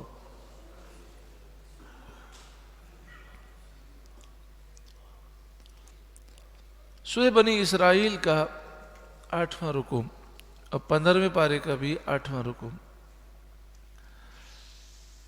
اس کی جو پہلی آیت کریمہ ہے، اس میں جو درس ہے وہ یہ ہے کہ انسان جسے اپنا لیڈر بناتا ہے سوچ سمجھ کے بنائے، کیونکہ آدمی اپنے لیڈر کے ساتھ قیامت کے دن ہوگا۔ جس نے اپنا لیڈر یزید کو سمجھا وہ یزید کے ساتھ ہوگا، اور جس نے اپنا لیڈر امام حسین کو سمجھا وہ امام حسین کے ساتھ ہوگا۔ جس نے سلمان تاثیر کو اپنا لیڈر بنایا وہ سلمان تاثیر کے ساتھ ہوگا، اور جس نے اپنا قائد سمجھا ممتاز حسین قادری کو وہ ممتاز حسین قادری کے ساتھ ہوگا۔ تو بندے کو سوچنا چاہیے کہ وہ کسے اپنا پیشوا بناتا ہے، امام بناتا ہے، لیڈر بناتا ہے، کسے اپنا قائد سمجھتا ہے۔ یوم ندعو کل اناس بامامہم، جس دن ہم ہر گروہ کو اس کے امام پیشوا کے ساتھ بلائیں گے، لیڈر کے ساتھ بلائیں گے۔ اچھوں کے لیڈر اچھے ہیں، ہم انبیاء، صحابہ، اہل بیت اور اولیاء کاملین کو اپنا قائد سمجھتے ہیں، انشاءاللہ انہی کے ساتھ کل بروز قیامت اٹھیں گے۔ قادری کر قادری رکھ قادریوں میں اٹھا، قادری کر قادری رکھ قادریوں میں اٹھا۔ اعلیٰ حضرت امام اہل سنت سے سوال کیا گیا کہ آپ نے کہا قادری کر، تو چشتی بھی تو ہیں، نقش بندی بھی ہیں، سہروردی بھی ہیں، 4 سلسلے ہیں، تو اب نقش بندی کیسے پڑے اس شہر کو؟ نقش بندی کر، چشتی کر، سہروردی کر۔ تو اعلیٰ حضرت امام اہل سنت نے فرمایا یہاں قادری سے وہ مراد نہیں ہے جو تم سمجھے ہو، یہاں قادری سے مراد ہے حضور غوث اعظم کا غلام بنا۔ قادری کر قادری رکھ قادریوں میں اٹھا، یا اللہ مجھے حضور غوث اعظم کا سچا پکا غلام بنا دے اور کل بروز قیامت ان کے غلاموں میں اٹھا۔ تو جو بھی چاہے قادری ہو، چشتی ہو، سہروردی ہو، یہاں مراد ہے جو حضور غوث اعظم سے سچی محبت کرنے والا ہے۔ اسی طرح یہ جو آپ سنتے ہیں کہ جو قادری ہوگا مرنے سے پہلے اسے توبہ ضرور نصیب ہوگی، تو وہ بھی قادری سے مراد ہے حضور غوث اعظم سے سچی محبت کرنے والا، حضور غوث اعظم کا سچا غلام۔ اللہ ہمیں حضور غوث اعظم کی سچی غلامی نصیب فرمائے۔ فمن اوتی کتابہ بیمینہ، تو جو اپنا نامہ اعمال سیدھے ہاتھ میں دیا گیا قیامت کے دن، دنیا میں تو اعلان ہوتا ہے نا، دنیا میں اعلان ہوتا ہے، مثال کے طور پر اسکول کے اندر اگر اعلان ہوتا ہے، کالج میں اعلان ہوتا ہے کہ فلاں جو ہے فرسٹ آئے، پھر پہلے اعلان ہوتا ہے پھر رزلٹ دیا جاتا ہے. لیکن قیامت کے میدان میں جس کے سیدھے ہاتھ میں نامہ اعمال ملا، یہ اس کے کامیاب ہونے کی دلیل ہے. تو جیسے ہی سیدھے ہاتھ میں نامہ اعمال ملے گا، وہ خوشی کتنی ہوگی، اللہ اکبر. کیونکہ دنیا میں آدمی ناکام ہو جائے تو پھر محنت کر کے کامیاب ہو سکتا ہے، اگر قیامت میں ناکام ہو گیا تو پھر کامیابی کی کوئی صورت نہیں، تو وہ کتنا خوش ہوگا. دوسری بات، دنیا میں کامیاب ہو جائیں تو آگے پھر ناکامی ہو سکتی ہے، لیکن قیامت میں جو کامیاب ہو گیا ہمیشہ کے لیے کامیاب ہو گیا. فَأُولَٰئِكَ يَقْرَؤُونَ كِتَابَهُمْ، یہ لوگ اپنا نامہ اعمال پڑھیں گے، پڑھ کے سنائیں گے، لوگوں کو دکھاتے پھریں گے، دیکھو میرا نامہ اعمال. وَلَا يُظْلَمُونَ فَتِيلًا، اور دھاگے برابر بھی ان کا حق نہ دبایا جائے گا. ذرہ برابر بھی نیکی کی ہوگی تو اللہ تعالیٰ اس نیکی کا صلہ ضرور دے گا. حضرت حبیب اجمی رحمت اللہ علیہ، آپ توبہ سے پہلے سود لیا کرتے تھے. آپ کا کام یہ تھا، لوگوں کو قرضہ دیتے اور پھر قرض سود پر ہوتا، لوگوں سے سود وصول کرتے. آپ کی زوجہ آپ کو سمجھایا کرتی، دل سے آپ اس چیز کو سمجھتے وہ غلط ہے، اپنی غلطی کو تسلیم کرتے، لیکن یہ عادت آپ کی تھی. ایک دن ایسا ہوا کہ گھر میں آئے تو زوجہ نے کہا کچھ کھانے کے لیے نہیں ہے. تو آپ ایک شخص کے پاس گئے جس سے آپ قرضہ مانگتے تھے، اس سے کہا سود دو. تو اس نے کہا میرے پاس تو کچھ نہیں ہے. تو اس کے گھر میں جو آٹا تھا وہ آٹا اٹھا لیا. پھر دوسرے کے پاس گئے سود مانگنے کے لیے، اس نے کہا میرے پاس تو کچھ نہیں ہے. تو اس کے گھر میں گوشت تھا وہ اٹھا کے لے آئے اور بیوی کو دیا اور کہا پکاؤ. بیوی نے جب سالن بنایا، جب سالن بن گیا اس نے ڈھکنا ہٹایا تو حضرت حبیب اجمی کو بلایا اور کہا دیکھیں اسے. جب دیکھا تو وہ پورا گوشت جو ہے بدبودار ہو چکا تھا اور خون ہو چکا تھا. زوجہ نے کہا دیکھیں یہ جو آپ سود لیتے ہیں اس کی نحوست سامنے ہے. آپ نے اللہ تعالیٰ کی بارگاہ میں توبہ کی. بہت سے لوگ توبہ کرتے ہیں، بار بار توبہ کرتے ہیں، لیکن آپ نے جب توبہ کی تو اللہ نے آپ کو استقامت عطا فرمائی اور آپ ولی کامل بن گئے. اب ولی کامل بن گئے تو آپ کے دل میں خیال آیا کہ پوری زندگی میں نے اللہ کی عبادت نہیں کی، اب میرے پاس وقت کم ہے. تو آپ جنگل میں چلے جاتے ہو، پورا دن پوری رات عبادت کرتے اور ہفتے کے بعد گھر آتے، کبھی 3 دن کے بعد گھر آتے. تو ایک دن زوجہ نے کہا کہ کھانے کے لیے کچھ بھی نہیں ہے. تو آپ نے فرمایا کہ میں جا رہا ہوں مزدوری کے لیے، تو میں 2-4 دن مزدوری کرتا ہوں پھر ہمیں انشاءاللہ مل جائے گا. تو آپ گئے اور 3 دن کے بعد پھر آئے. تو بیوی نے کہا کہ کچھ بھی نہیں ہے گھر میں کھانے کے لیے. آپ نے فرمایا میں نے جس کی مزدوری کی ہے وہ بہت کریم ہے، بہت دے گا، چلو میں دوبارہ جاتا ہوں مزدوری پر. پھر چلے گئے، واپس آئے تو گھر جو ہے خوشبو سے مہک رہا تھا اور کھانے پینے کی اشیاء کے ڈھیر لگے تھے. کہا کون دے گیا؟ کہا کوئی آ کر دے گیا اور یہ کہہ رہا تھا کہ حبیب اجمی کو کہنا مزدوری جاری رکھے، ہم اسے اور اچھا دیں گے. وہ اللہ کی بارگاہ میں جاتے تھے، عبادت کرتے تھے. اس واقعے میں جو درس ہے وہ درس یہ ہے کہ یہ تو اللہ کے ولی ہیں، توکل ہے، ہمیں تو یہ حکم ہے کہ ہم روزی کمائیں، محنت کریں، مشقت کریں، لیکن جو ہم نیک کام کرتے ہیں اس کا صلہ لوگوں سے طلب نہ کریں۔ لوگ کیا دیں گے، اس کا صلہ ہم طلب کریں اللہ تعالیٰ سے، اور جب اللہ دے گا تو بے حساب دے گا۔ ایک نعت خواں ہیں، وہ مجھے کہنے لگے کہ میں جب بیان سے فارغ ہوا تو مجھے کہنے لگے آپ میرے ساتھ چلیں، میں آپ کو چھوڑ دیتا ہوں۔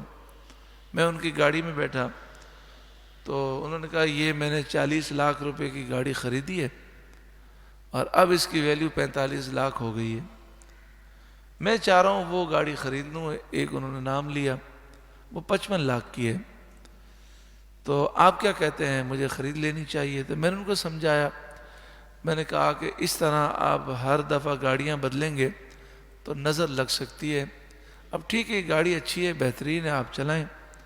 پھر انہوں نے اپنی بات بتائی، کہا کہ مجھے بچپن سے نعت پڑھنے کا شوق ہے، لیکن ہمارے معاشرے میں ایک لوگوں کی تھنکنگ ہے، وہ سوچ یہ ہے کہ جو مہنگا ڈاکٹر ہوتا ہے وہ اچھا ہے، اور جو اسکول مہنگا ہے وہ اچھا ہے۔ جہاں فیس کم ہوتی ہے تو لوگ کہتے ہیں ایسے ہی ہوگا، تو ایسے ہی جو نعت خواں مہنگا ہوتا ہے لوگ سمجھتے ہیں یہ بہت اچھا نعت خواں ہے۔ تو کہا کہ مجھے شروع سے یہ سکھایا گیا کہ نعت رسول اللہ کے لیے پڑھنی ہے، لوگوں سے فیس نہیں مانگنی، تو میں فیس کوئی بھی نہیں مانگتا، میں فی سبیل اللہ جاتا ہوں، اور اگر کوئی نذرانہ دے تو میں یہ سمجھتا ہوں کہ یہ حضور کی طرف سے تحفہ ہے، اسے رکھ لیتا ہوں، لیکن میں فیس کا مطالبہ نہیں کرتا، اپنا کوئی وقت میں طے نہیں کرتا، فی سبیل اللہ پڑھنے کے لیے جاتا ہوں۔ بعض لوگ کہتے ہیں 1 گھنٹہ ہم پڑھیں گے، 1 گھنٹے کا اجارہ اتنا کر لیں، اتنے پیسے چاہیے جناب، 20,000 30,000 40,000، لیکن کہا اس کا ظاہری نقصان کیا ہوتا ہے؟ ظاہری نقصان یہ ہوتا ہے جب میں فیس نہیں لیتا تو لوگ یہ سمجھتے ہیں کہ یہ فالتو ہے، مجھے کوئی ویلیو نہیں دیتے، اسٹیج پر بٹھا بٹھا کے رکھتے ہیں، پڑھنے کے لیے ٹائم ہی نہیں دیتے، اگر دیتے بھی ہیں تو کہتے ہیں جناب آپ 1 نعت پڑھ لیں، بس جلدی ہے 1 نعت پڑھ لیں۔ اور جو 25 ہزار روپے مانگتے ہیں، وقت طے کرتے ہیں، ان کو ٹائم پر اسپیکر بھی دیتے ہیں، ان کو عزت بھی دیتے ہیں، لفافہ بھی دیتے ہیں، مان بھی دیتے ہیں۔ تو میں نے اپنے دل میں کہا کہ مجھے لوگوں کی طرف سے عزت بھی نہیں چاہیے، نہ لفافہ چاہیے، نہ مان چاہیے، مجھے نعت پڑھائے یا نہ پڑھائے، بس میری تو خواہش ہے میرے محبوب خوش ہو جائیں۔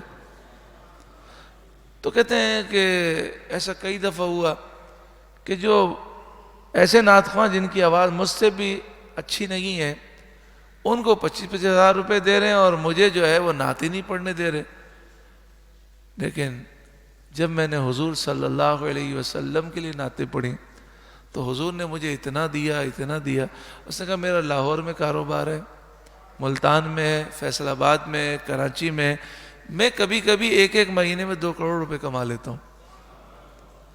تو اب وہ مجھے کہنے لگے کہ اگر میں لفافے مانگتا تو مجھے بتائیے لوگ کتنا دے سکتے تھے، 1 مہینے میں 2 کروڑ کون دے سکتا ہے؟ مگر کون دیتا ہے دینے کو منہ چاہیے، دینے والا سچا ہمارا نہیں۔ تو جب بھی نیک کام کریں، اچھا کام کریں، تو کسی سے معاوضے کی امید نہ ہو، بس یہ ہو کہ اللہ اور اس کے حبیب راضی ہو جائیں۔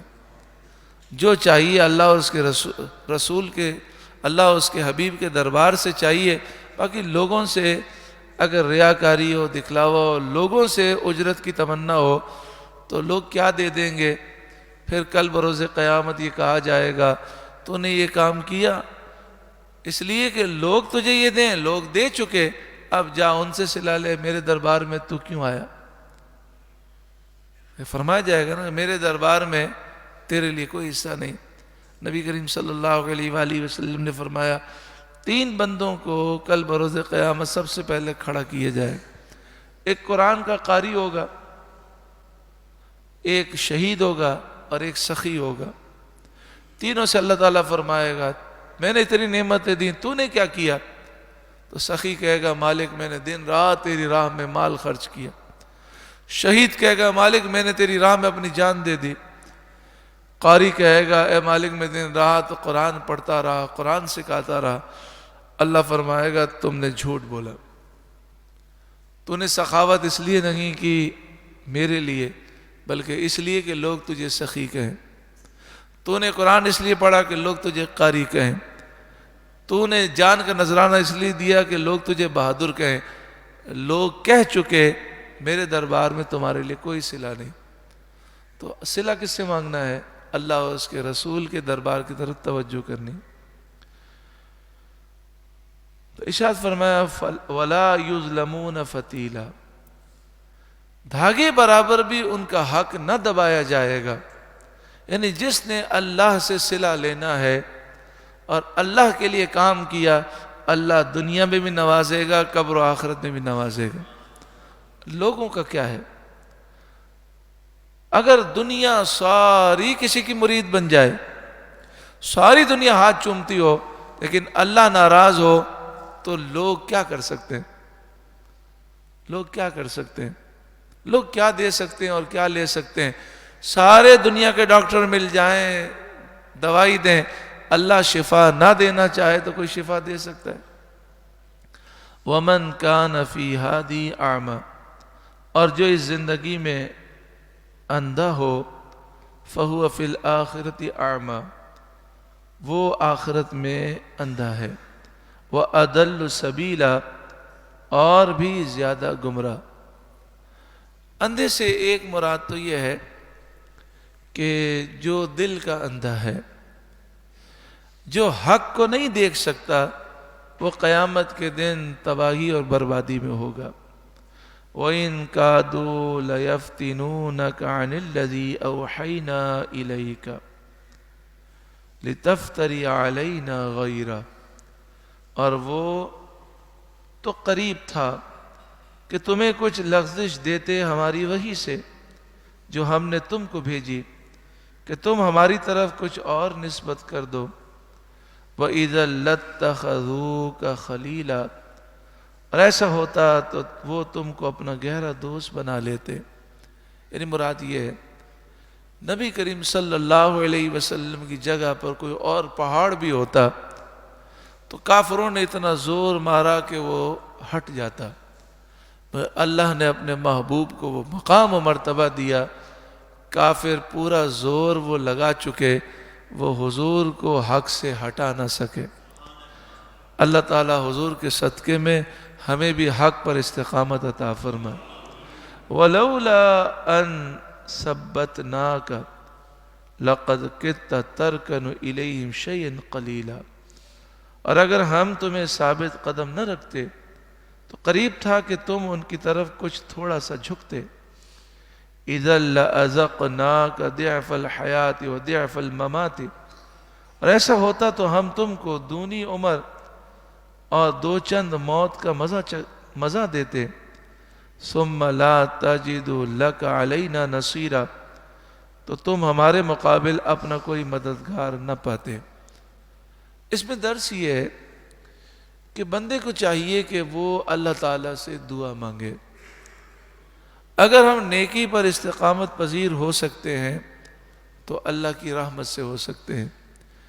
میرے استاد محترم امیر المجاہدین اکثر فرمایا کرتے، میں نے زندگی میں بڑوں کو گرتے ہوئے دیکھا ہے، ایمان بڑوں کے برباد ہوتے ہوئے دیکھے، ایک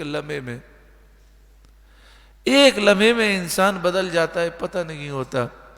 تو فرماتے یہ دعا مانگا کرو، اللہم ارنا الحق حقا وارزقنا اتباعہ وارنا الباطل باطلا وارزقنا اجتنابہ، اللہم ارنا حقائق الاشیاء کما ہی، یعنی اے اللہ ہمیں حق کو حق سمجھنے کی توفیق دے اور حق کی پیروی کی توفیق دے، باطل کو باطل سمجھنے کی توفیق دے اور باطل سے بچنے کی توفیق دے۔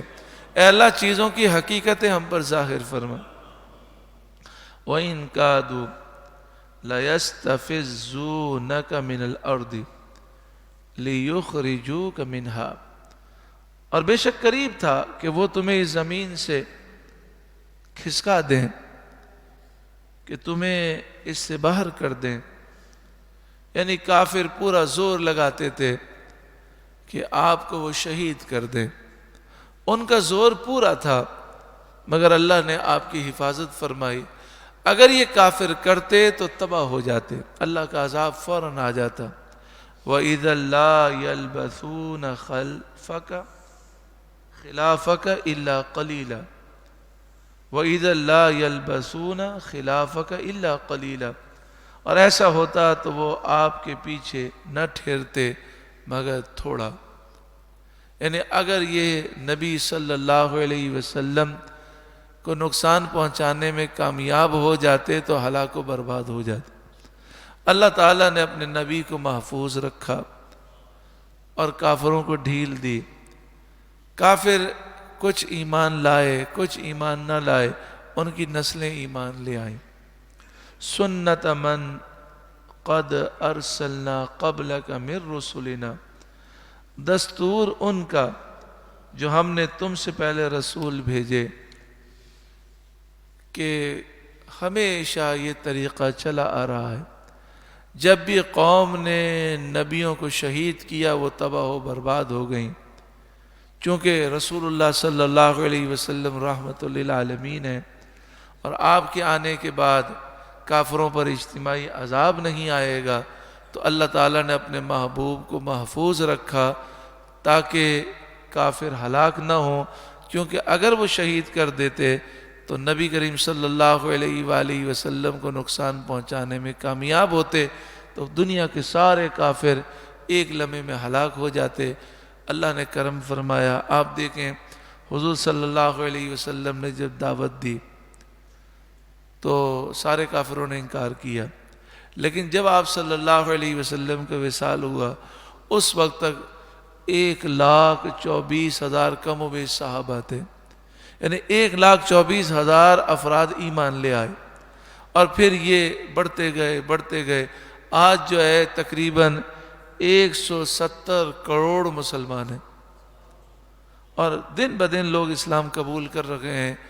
اور جب حضرت عیسیٰ علیہ السلام کا نزول ہوگا اور امام مہدی جہاد کریں گے، امام مہدی کے ساتھ حضرت عیسیٰ علیہ السلام مل کر کافروں سے جہاد کریں گے، تو اس وقت 7 سال 7 ایئر جہاد ہوگا، اس کے بعد پوری دنیا میں صرف مسلمان ہوں گے، اور پوری دنیا میں مسلمان کتنے سال رہیں گے؟ 500 سال۔ تو یہ سب برکتیں ہیں محبوب کریم صلی اللہ علیہ وآلہ وسلم کی۔ وَلَا تَجِدُ لِسُنَّتِنَا تَحْوِيلًا، اور تم ہمارا قانون بدلتا نہ پاؤ گے، کہ جب بھی کسی قوم نے نبی کو نقصان پہنچایا، قانون قدرت یہ ہے کہ اس قوم کو ہلاک کر دیا جاتا ہے۔ اس لیے محبوب کریم صلی اللہ علیہ وسلم کی اللہ نے حفاظت فرمائی۔ آپ صلی اللہ علیہ وآلہ وسلم کے صدقے میں اللہ نے جو محبوب کے سچے غلام ہیں ان کی بھی حفاظت فرمائی۔ قیامت تک دین قائم رہے گا، اور جو دین کی خدمت کرنے والے ہیں، اب امیر المجاہدین کو دیکھیں، کتنی دشمنان اسلام ایجنسیوں نے اپنے لوگ بھیجے، ان کو گولی مارنا آسان تھا، کیونکہ نہ آپ سیکورٹی گارڈ رکھتے تھے اور نہ عوام سے دور ہوتے تھے، دھرنوں میں بھی عوام کے درمیان بیٹھتے تھے، لیکن اتنی کوشش کے باوجود وہ حملہ نہیں کر سکے۔ ہاں، جب آپ نے یہ مشن پورا کیا اور یہ ساری ذمہ داری اپنے شہزادے کو سونپ دی، حافظ سعد فرماتے ہیں کہ وصال سے پہلے میرے والد نے مجھے ایک ایک بات بتائی اور کہا بیٹا اب یہ کرنا ہے، یہ کرنا ہے، یہ کرنا ہے، پھر آپ کا وصال ہو گیا۔ یعنی گویا کہ اپنی پوری ذمہ داری پوری کر کے پھر اس دنیا سے آپ تشریف لے گئے، اور کسی نے خواب میں دیکھا اور کہا کہ بابا جی آپ نے اپنے بیٹے کو تنہا چھوڑ دیا، چلے گئے۔ جب حافظ سعد جیل میں تھے، جب حالات بڑے خراب تھے، تو خواب میں اس سے فرمایا یہ تمہاری بھول ہے، میں ہر وقت اس کے ساتھ ہوتا ہوں اور میرے مشوروں سے وہ کام کرتے ہیں۔ تو یہ اللہ تعالیٰ کا فضل ہے کہ دین جو ہے تا قیامت قائم و دائم رہے گا، کوئی اس دین کو نقصان نہیں پہنچا سکتا، دین کی خدمت کرنے والے پیدا ہوتے رہیں گے۔ دعا فرمائیں یا اللہ ہمیں بھی دین کے خدمت گزاروں میں شامل فرما۔ درود پاک پڑھی اللہم صلی علی سیدنا و مولانا محمد ابن عبد اللہ ما ضاق امر اللہ وفرجہ اللہ.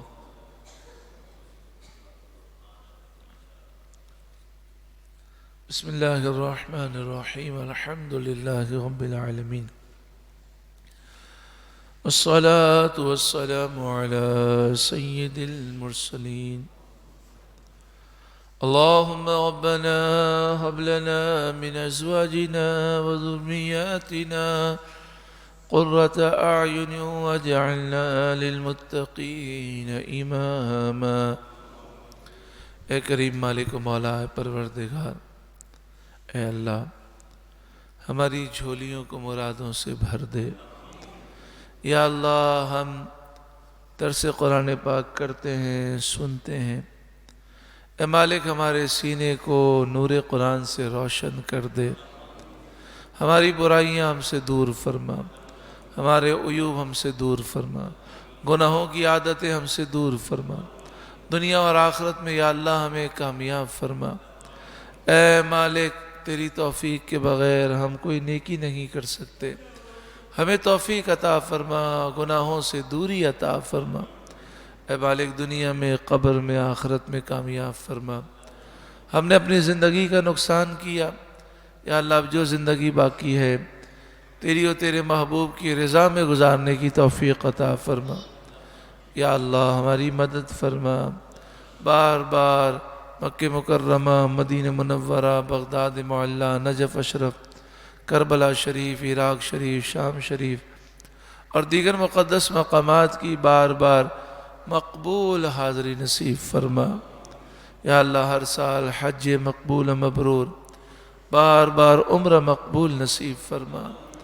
یا اللہ ہر سال رمضان المبارک میں عمرہ مقبول نصیب فرما. یا اللہ ہمیں ہر وقت تیری فرما برداری کرنے کی توفیق عطا فرما. اے مالک جتنے دعا میں شامل ہیں، جو یہاں پر ہیں، جو آن لائن ہیں، سب کی مشکلات آسان فرما. سب کی مصیبتیں، آفتیں، بلائیں، بیماریاں، وبائیں دور فرما. یا اللہ جو بیماریاں ہم میں ظاہر ہیں وہ بھی دور فرما، جو چھپی ہوئی ہیں وہ بھی دور فرما، جو آنے والی ہیں وہ آنے سے پہلے دور فرما. اے اللہ ہمارے بچوں کو نیک صالح بنا، ہماری آنکھوں کی ٹھنڈک بنا. بے اولادوں کو نیک صالح اولاد نصیب فرما. اے مالک ہمارے بچے، ہماری بچیاں جو بے رشتہ ہیں انہیں نیک صالح اچھے رشتے نصیب فرما. اے مالک جن کے رشتے ہو گئے ہر گھر میں سکون عطا فرما. اے اللہ ہماری بچیوں کو شوہروں کا فرما بردار بنا، حسن اخلاق عطا فرما، لڑائی جھگڑوں سے محفوظ فرما، دنیا کی ہوس، حرص و لالچ سے نجات دے. اے اللہ ہمارے بچوں کو سب کے حقوق ادا کرنے والا بنا. اے کریم مالک و مولا اے پروردگار جن گھروں میں ناچاکیاں ہیں ان ناچاکیوں کو دور فرما. اے اللہ مسلمانوں کو آپس میں ایک دوسرے کا ہمدرد بنا. اے پروردگار تحریک لبیک یا رسول اللہ کو پہلے سے بڑھ کر عروج اور کامیابی نصیب فرما. دشمنان اسلام کی سازشوں کو ناکام کر دے. پاکستان کی حفاظت فرما. پاکستان کو اسلام کا قلعہ بنا. پاکستان میں اسلامی نظام مصطفیٰ نصیب فرما. اے مالک جو ہم نے مانگا عطا فرما، جو ہم نہ مانگ سکے وہ بھی عطا فرما. اپنی دعائیں، اپنی حاجتیں اللہ کی بارگاہ میں پیش کیجیے.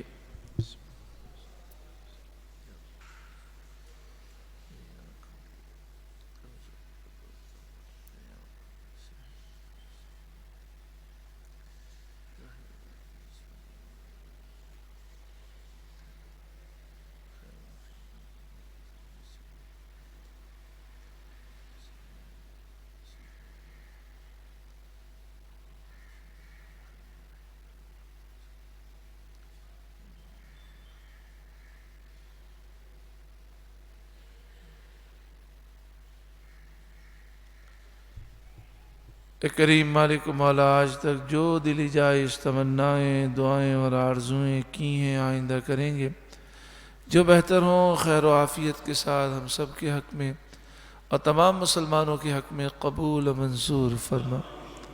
سبحانک اللہم و بحمدک اشہد ان لا الہ الا انت استغفرک و اتوب الیک۔ ان اللہ و ملائکتہ یصلون علی النبی یا ایہا الذین آمنوا صلوا علیہ وسلموا تسلیما۔ اللہم صل علی سیدنا و مولانا محمد ابن عبد اللہ ما ضاق امر اللہ وفرجہ اللہ۔ اللہم صل علی سیدنا و مولانا محمد اللہم صل علیہ وآلہ وسلم واذہب حزن قلبی فی الدنیا والآخرہ۔ اللہم صل علی سیدنا و مولانا محمد صاحب الخلق العظیم وعلى آلہ وصحبہ وسلم صلاة و سلاما علیک یا سیدی یا سیدی یا سیدی یا رسول اللہ۔ سبحان ربک رب العزت عما یصفون وسلام علی المرسلین والحمد للہ رب العالمین۔